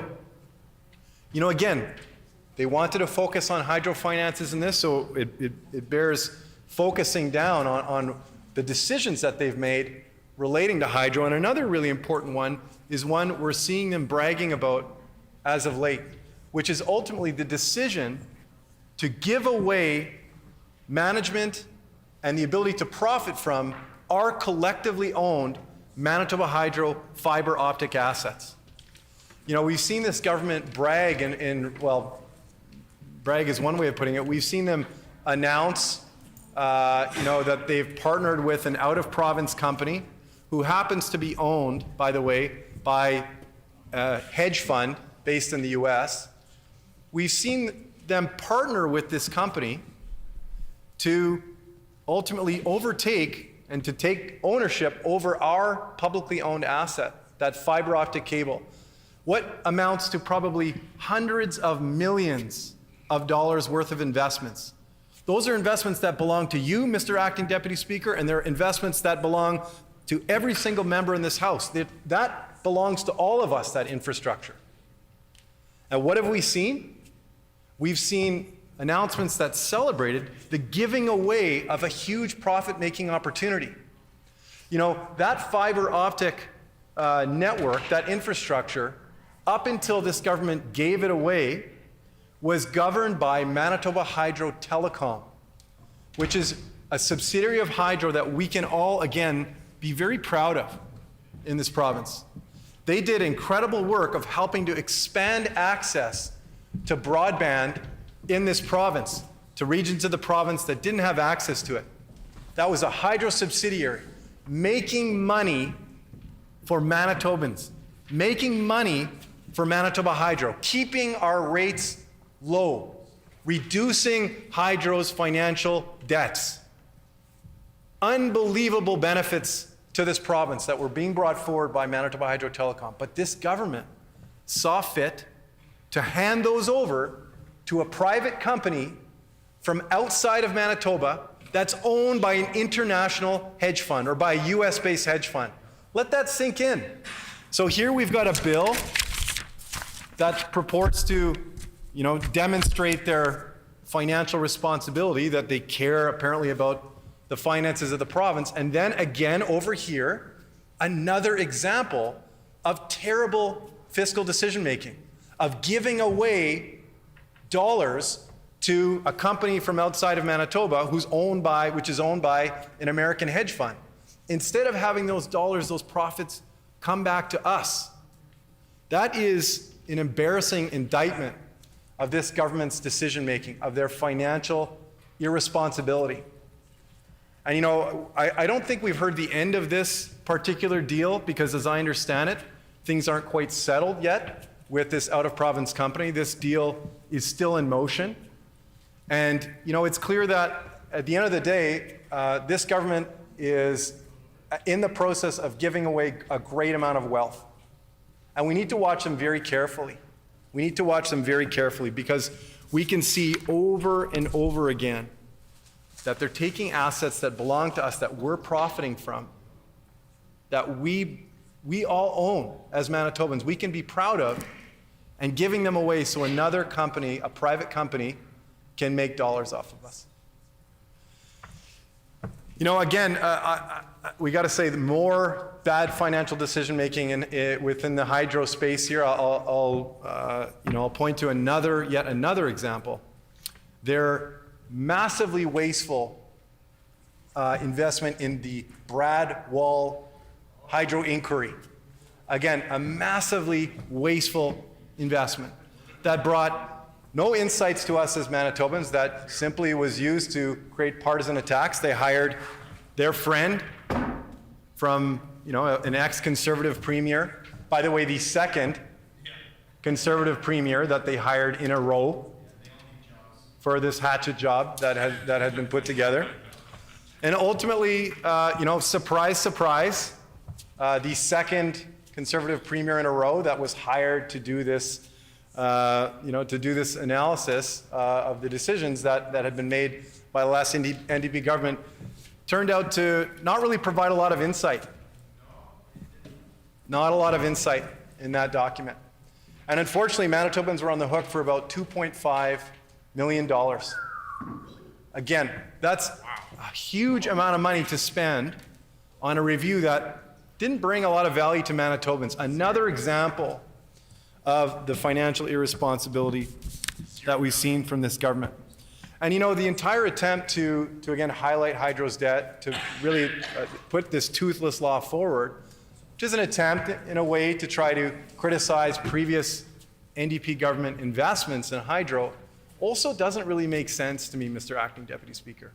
You know, we know that they continue to rail against our investments in building our hydroelectric infrastructure, which they've always done. Of course, the NDP in Manitoba is the only party that's really made significant investments in hydro and has helped to build out this system. So they like to criticize and rail against that, rail against our decision to build the Keyas Dam, which, by the way, resulted, I think most recently we learned, or several months ago, or going a little ways back, in a $5 billion sale of energy to Saskatchewan, which was hidden away from Manitobans in the Brad Wall report, unfortunately. They tried to sweep that under the rug. It was really inconvenient little detail.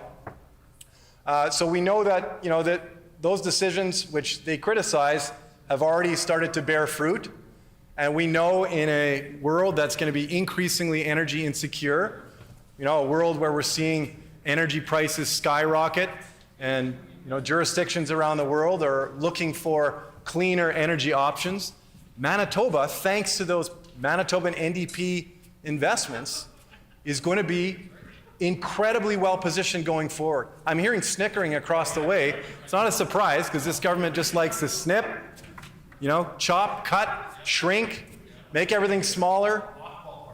Unfortunately, if we had followed their approach to governance, Manitoba simply wouldn't be in an energy secure position. We wouldn't be in a position to benefit from our incredible natural wealth that we have in this province, from our incredible natural hydroelectric wealth.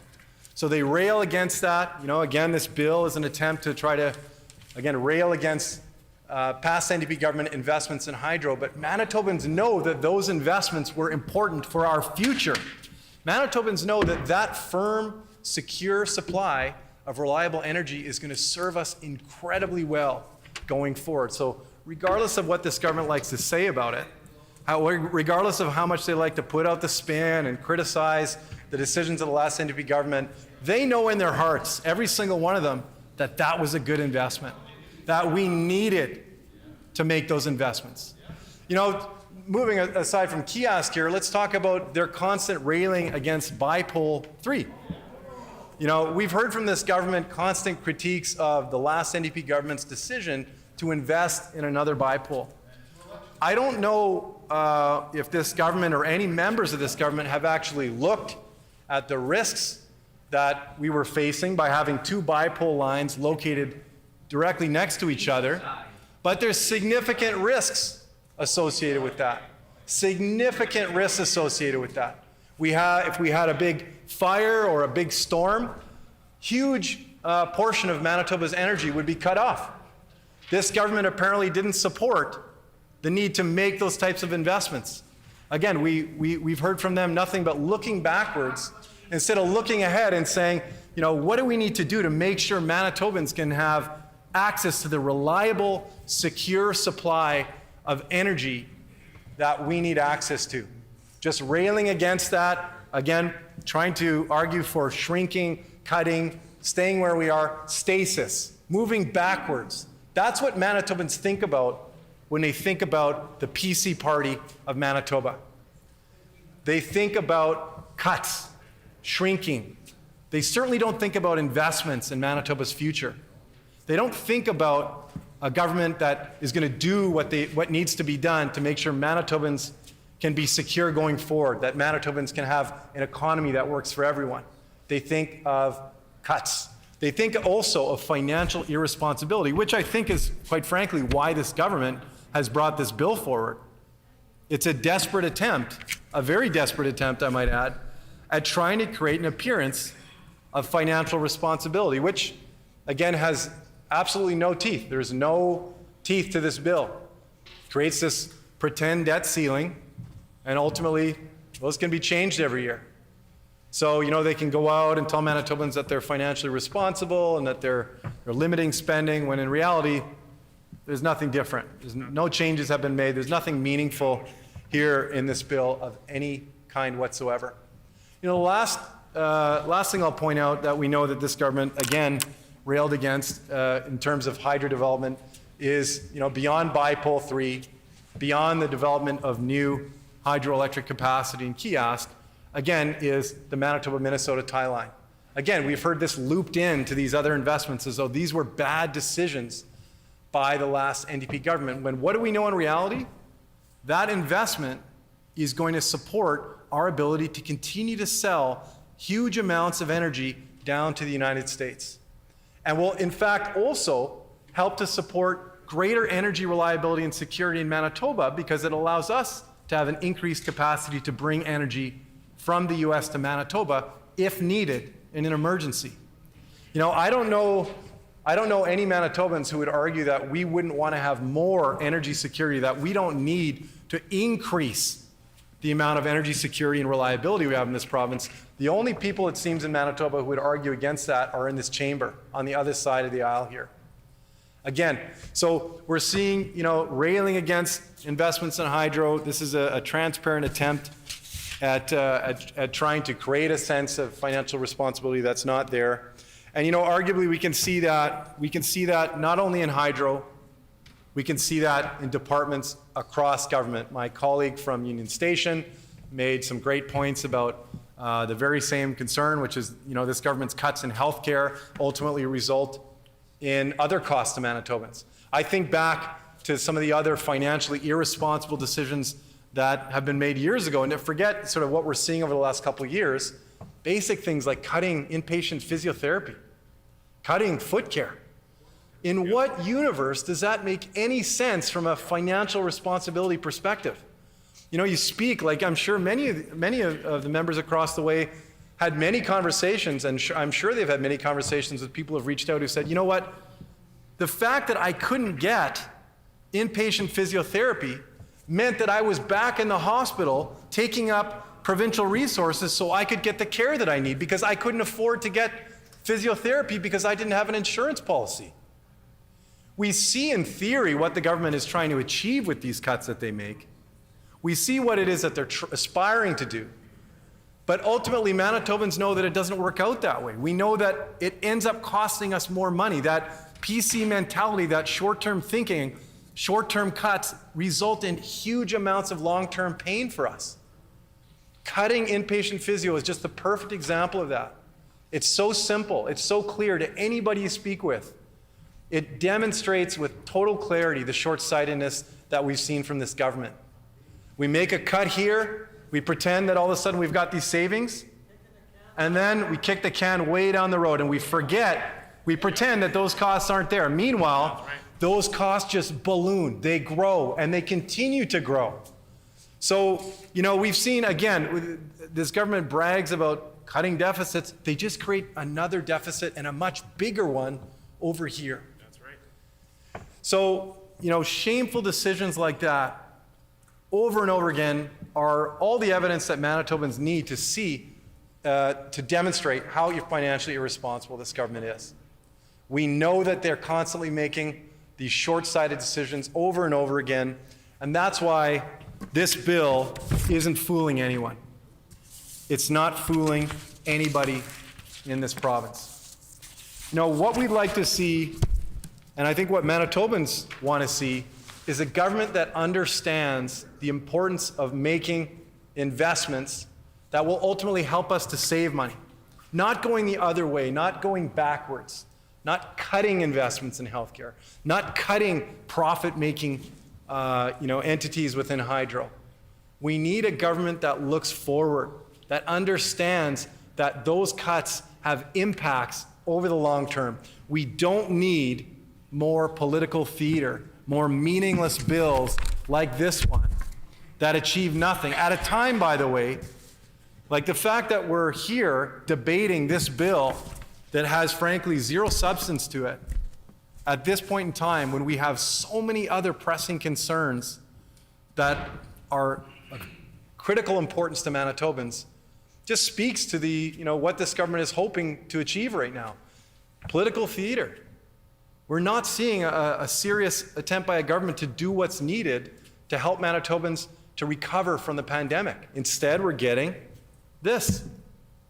And I know that every single member across the way knows that what I'm saying is true, that this is a hollow attempt at trying to create this sense of being financially responsible. They all understand, I'm sure, that this doesn't achieve that.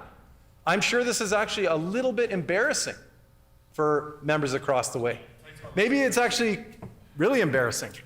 It should be really embarrassing because this has been revealed for what it is. It's not a serious document. It's not a serious piece of legislation. It's a sham. It demonstrates this government's hubris in thinking that they can pull the wool over Manitobans' eyes, that Manitobans will forget about the decisions that they've made over and over again, the financial irresponsibility that we've seen from them since day one that they got into government. And frankly, this government should be embarrassed about this bill. So I'm grateful for a chance to have had this opportunity to put a few words on the record, Mr. Acting Deputy Speaker, to talk about this embarrassing bill. And ultimately, we need to invest in Manitobans. We got to stop the cuts. We need to start looking forward, stop looking backwards, and do what's best for Manitobans. I thank you very much.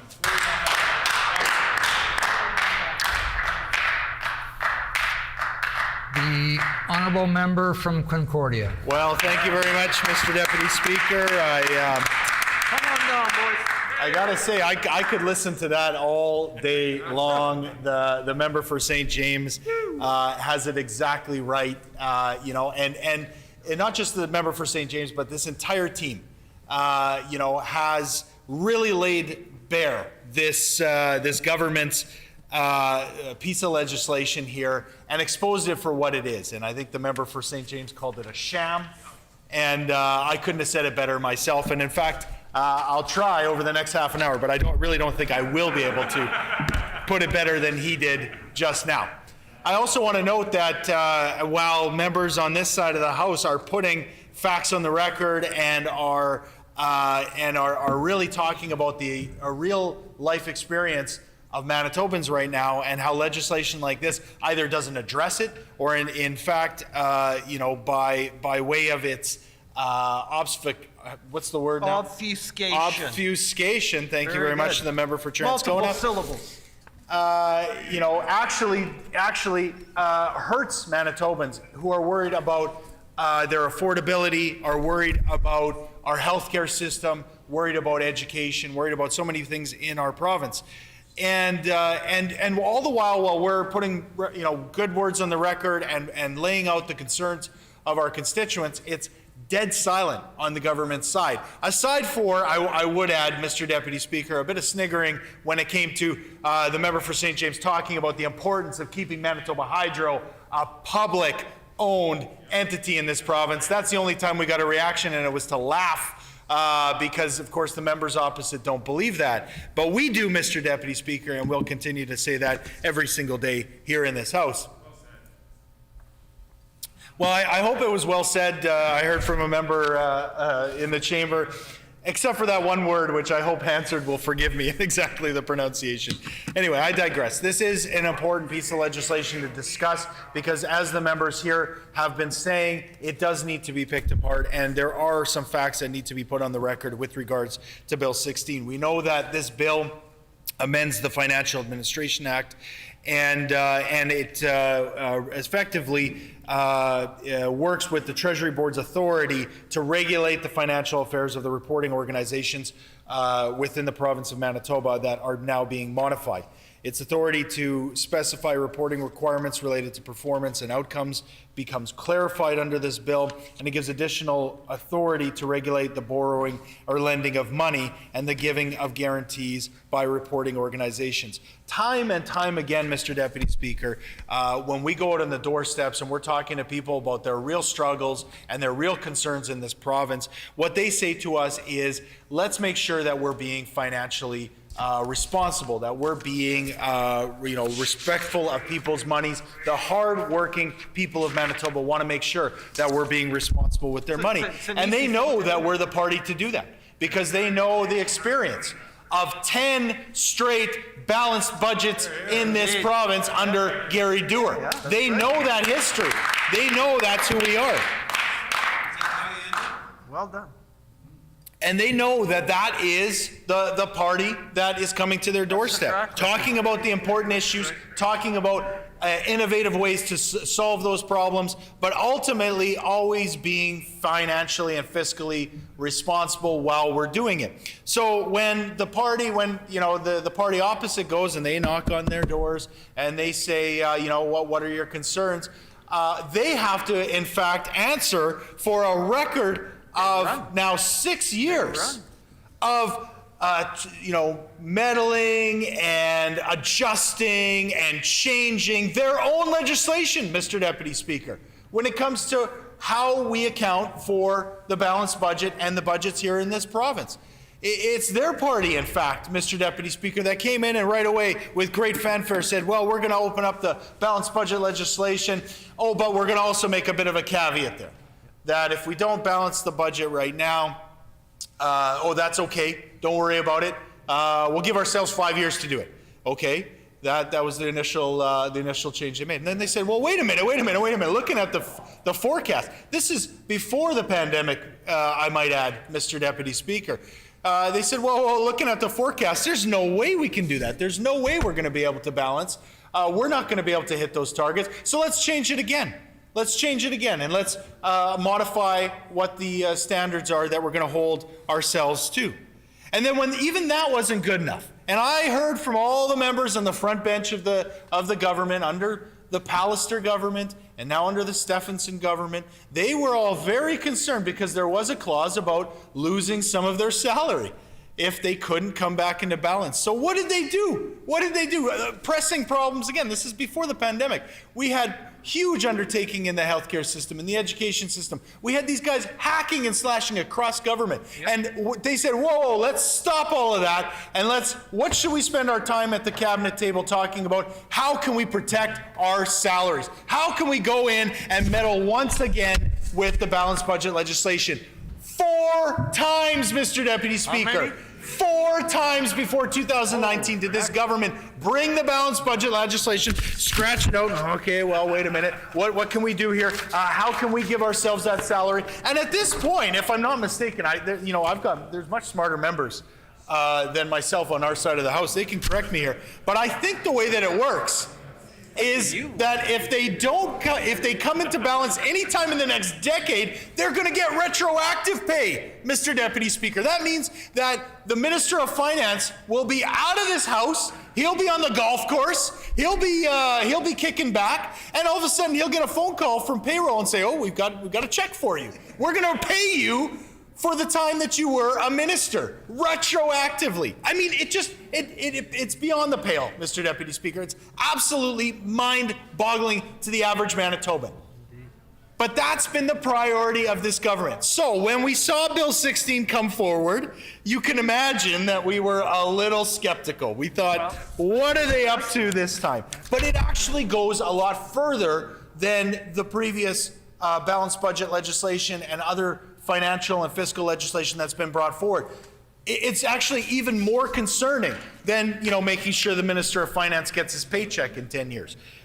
Because while that is egregious and is something that all Manitobans I think are very aware of, being the only priority is to make sure that this government, they get their pay. What this does is this actually enshrines and codifies some of the, I'm going to ask the member of Transcona for the pronunciation again. Obfuscation. That this government has already been undertaking when it comes to financial reporting. And that is why it is incredibly important that Manitobans understand exactly what is going on with this legislation. I spend a lot of time, before Omicron changed the dynamics, we were out on the doorstep a lot in the fall, talking to Manitobans, talking to my constituents, talking to people about what was really concerning them. And one of the things that often comes up is so there's a lot of questions that are, what I would call the big questions, right? So what are you going to do about, education? I'm concerned because the government cut my emergency room, cancer care at my hospital, diagnostic testing in my neighborhood. I mean, the list goes on, and the member for Transcona he'll help me out, make sure we capture everything in what's been going on in healthcare. But these are the big questions, and these are the questions that sometimes we can say, look, the cuts have hurt. We understand that, and here's how we can fix it. But sometimes you'll get a question, Mr. Deputy Speaker, that's a little more in depth. Like it really is. Like the voters on the doorstep, the average voter on the doorstep is a lot more well-informed than the government seems to give them credit for. And sometimes they'll ask questions that are quite specific. And what I'm always happy to do is I'm always happy to say, I don't know the answer right now, but I scribble it down in my notebook, and I know that then when we come to this place and ask about during the estimates process, we're going to have a chance to dig into the numbers. We're going to have a chance to get a little bit more in depth. And there was a time in this chamber where you could actually ask questions of a minister, and they wouldn't just try to bloviate, I don't know if I got that word right, and sort of take up the 10 minutes allotted to them, but they'd actually confer with their officials, and they'd actually try to answer the question, and they'd try to get to the bottom of what we were asking about. There was a time that happened. It doesn't happen so much anymore. But beyond that, Mr. Deputy Speaker, what in fact happened is all of a sudden we go, I guess this was last year. We get our estimates books distributed to us.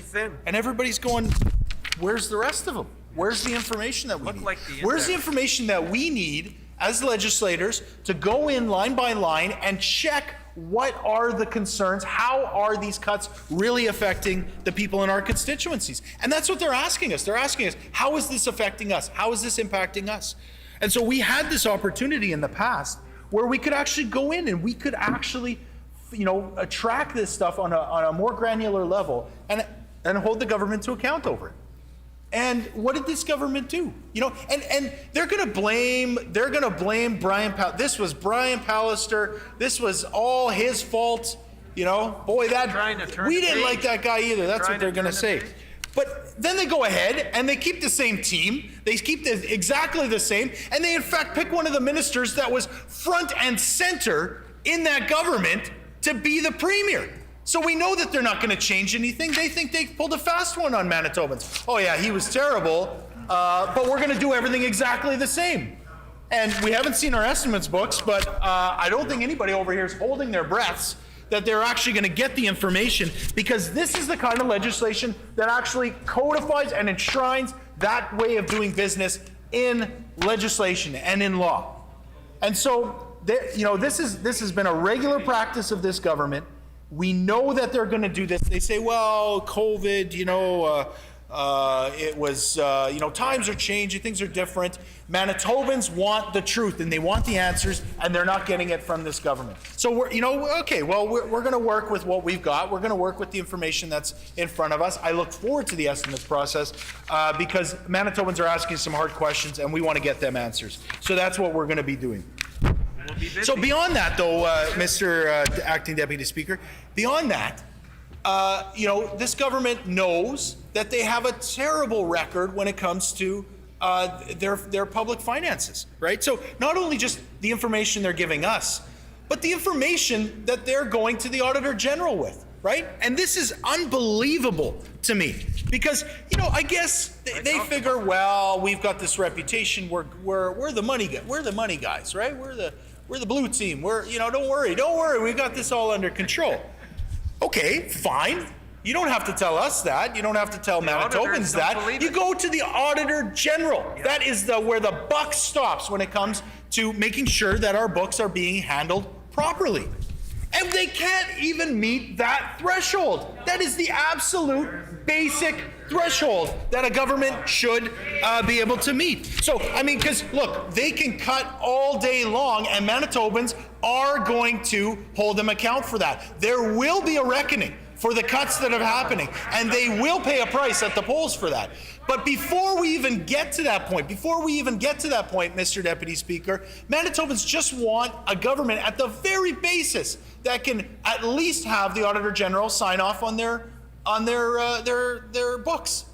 These guys are cooking the books. Not only are they cutting, they're cooking the books. It's unbelievable to me that they would think that they could get away with this. That they think that nobody's paying attention and it's just the NDP bringing this up. It's not just us. Like I said, you don't want to discount how informed Manitobans are. They're watching this stuff. They know that this government continues to put disinformation out there. So, what did they do? They said, okay, well, going back to their balanced budget legislation, they said, well, okay, we're going to hit that target. They didn't hit it. Okay, we'll change what the target is. Didn't hit it. Move the goalposts some more. We didn't hit it. The only time, so they come in and they say, well, guess what? Actually, this upcoming year, we're going to balance our budget. Whoa, unbelievable. Can you imagine that they're going to balance a budget? At the same time, I want to remind the House here, at the exact same time that a worldwide pandemic is shutting down the entire world, this government says, well, we're going to balance the budget. So at the same time that the flood is coming down the street, the water's coming into the basement, they're saying, oh, I got my mortgage paid off. Okay, all done. Financial problems are over. It's a sham. It's an absolute disgrace, and it's a sham, Mr. Deputy Speaker. It makes no sense. You're going to balance the budget while your house is leaking, your basement is leaking. It makes no sense. They haven't hit one single target. So it is important to remind people why this matters, what this is all about. Why does it matter that we're being honest and upfront about our reporting and our accounting with the Auditor General? Why does it matter that information is shared? There's transparency in government. It matters because when you go to cut healthcare, when you underspend on a budget when it comes to COVID relief for schools and for education, when you start downloading costs onto Manitobans in the form of higher tuition, higher fees across the board, Manitobans want to understand, why are we doing this? What does this mean? What exactly am I a part of here? Because Manitobans understand, they pay their taxes, they pay their fair share, and they want to make sure that their money is being properly managed. And they're willing to say, we're going to pull together. I mean, we did this. We did this in the flood of 2011. You know, some of these members maybe were still in grade school, I don't know, back in 2011. And that's not a shot. That is not a shot. I just want to make sure we understand this. I'm very envious of some members' age in this place. As my, as I get grayer here, I trust me. This is by no means a shot. But what I'm trying to say is that some people may not really remember or have an appreciation for what this province went through in 2009 and then most significantly in 2011. These weren't just flood events that affected people's homes and communities, and they certainly did that. We're still cleaning up, so to speak, in some communities because of the flood of 2011. But folks need to remember what a financial hit that was for our province. This wasn't just, it didn't just have the effect of displacing people and hurting our economy, but it actually, there was a huge impact to our budget, our budget in 2011. And I remember very clearly, I was a brand new legislator at that time, and I remember very clearly us now trying to talk to people in a different way of communicating to Manitobans. We're all in this together. We are here together. And I remember the Premier being out there and throwing sandbags and difficult decisions about how it was going to be how the flood was going to be managed, and how we then could support communities and support individuals coming out of that, producers. Like this was a time when all Manitobans said, this is significant and we're all in this together. And there were some tough conversations that had to be had about our budget, about our expenditures, and about our revenue. And those were decisions that were made not easily, but they were made with all Manitobans understanding this is a different time, right? The recession of 2008, the flood of 2009, and the flood of 2011. This was a different time in Manitoba. So there is a way that a government can talk to people about these kind of issues. Everybody understands that we've been going through this pandemic. Everybody understands that there have been sacrifices made and there needs to be a new kind of investment. This is a challenge, but it's also an opportunity. It's an opportunity for us to talk differently to people and to say, look, we need to come together. We need to support those that are most vulnerable. We need to make sure that things like healthcare and education are properly funded. Like, we can do this. But did this government do that? No, the basement's flooding, the basement's filling up, and they're saying, oh, balanced budget, cut. What else can we cut, right? So if this government was serious about taking this opportunity, this challenge, and hopefully an opportunity to change the way we do things here in Manitoba and around the world, if they were serious about that, then they would be at the very least honest with people, at the very least open and transparent about that. But they failed to do that. They failed to do that at every turn. And Manitobans, again, I mean, I think this is the fourth time I've said this, but I really do believe Manitobans are smarter than this government gives them credit for. And if you give them the opportunity to say, look, like, you know, we're just talking about my critic role here today. Let's talk about infrastructure. You can go to absolutely every single community in this province and they'll say, we want to partner with you, and here's our priorities. Here's what we want to work on. And these are all things that are needed. These are all good projects that need to be worked on. And when you've got a federal government that's willing to step up, like, this is a once in a lifetime, once in a generation opportunity. And what does this government do? They walk away. They walk away from the table, or they blame Trudeau. They blame Trudeau, but they also obfuscate. And say, well, we're going to slow down the process. We're not going to step up to the table. Talk about projects in terms of our highways and our roads, road safety. Again, Manitobans are saying these are things that are important. These are ways that we can invest in our province. That's not just about what I'm going to get. Sure, I'm going to get a new highway to drive on. But they understand it's about our economy coming out of the pandemic. It's about our future as a province. And it's about an investment that lasts for generations going forward. So you can do this stuff. You don't have to fake it. You don't have to hide things. You can just tell people this is where we're at as a province, and this is how we can build and grow out of this. We can get out of this and we can grow. There are opportunities that are being missed every single day. And maybe it's just because I've got the member for Transcona in my eye line here, Mr. Deputy Speaker. I've mentioned him a few times in this speech. I don't think I'm allowed to mention presence or absence of members. Anyway, let's not go down that road. I appreciate the chair being very, giving me a wide berth there. What I will say, though, is when it comes to education, and of course, folks know my kids are in public elementary school and in middle school. Like, this is where teachers are asking us, let's step up now. Let's see how we can support kids in a real community sense, talk to them about mental health issues, support them, build out our schools as not just places of learning, but also as community hubs, places where people can come together. There is so much that can be done when it comes to how we look at education going forward. And it doesn't just have to start with the premise of cutting or amalgamating or shutting down, right? Which is where this government often starts. I think members on this side of the House are saying, look, we can do this in a really constructive and collaborative way. But again, where does it start? It starts with the finances of this province. And if we don't even have a basis that we can talk to people from, that, all we're saying to them is, we've been hiding stuff and we're just going to make sure that continues. In fact, we're going to expand it. How can you expect people to trust? How can you expect people to work with you? How can you expect Manitobans to be on your side? I can tell you, Mr. Deputy Speaker, that increasingly these members opposite, they're knocking on doors, maybe not, but if they are knocking on doors, and they're having a lot of difficult conversations in their communities.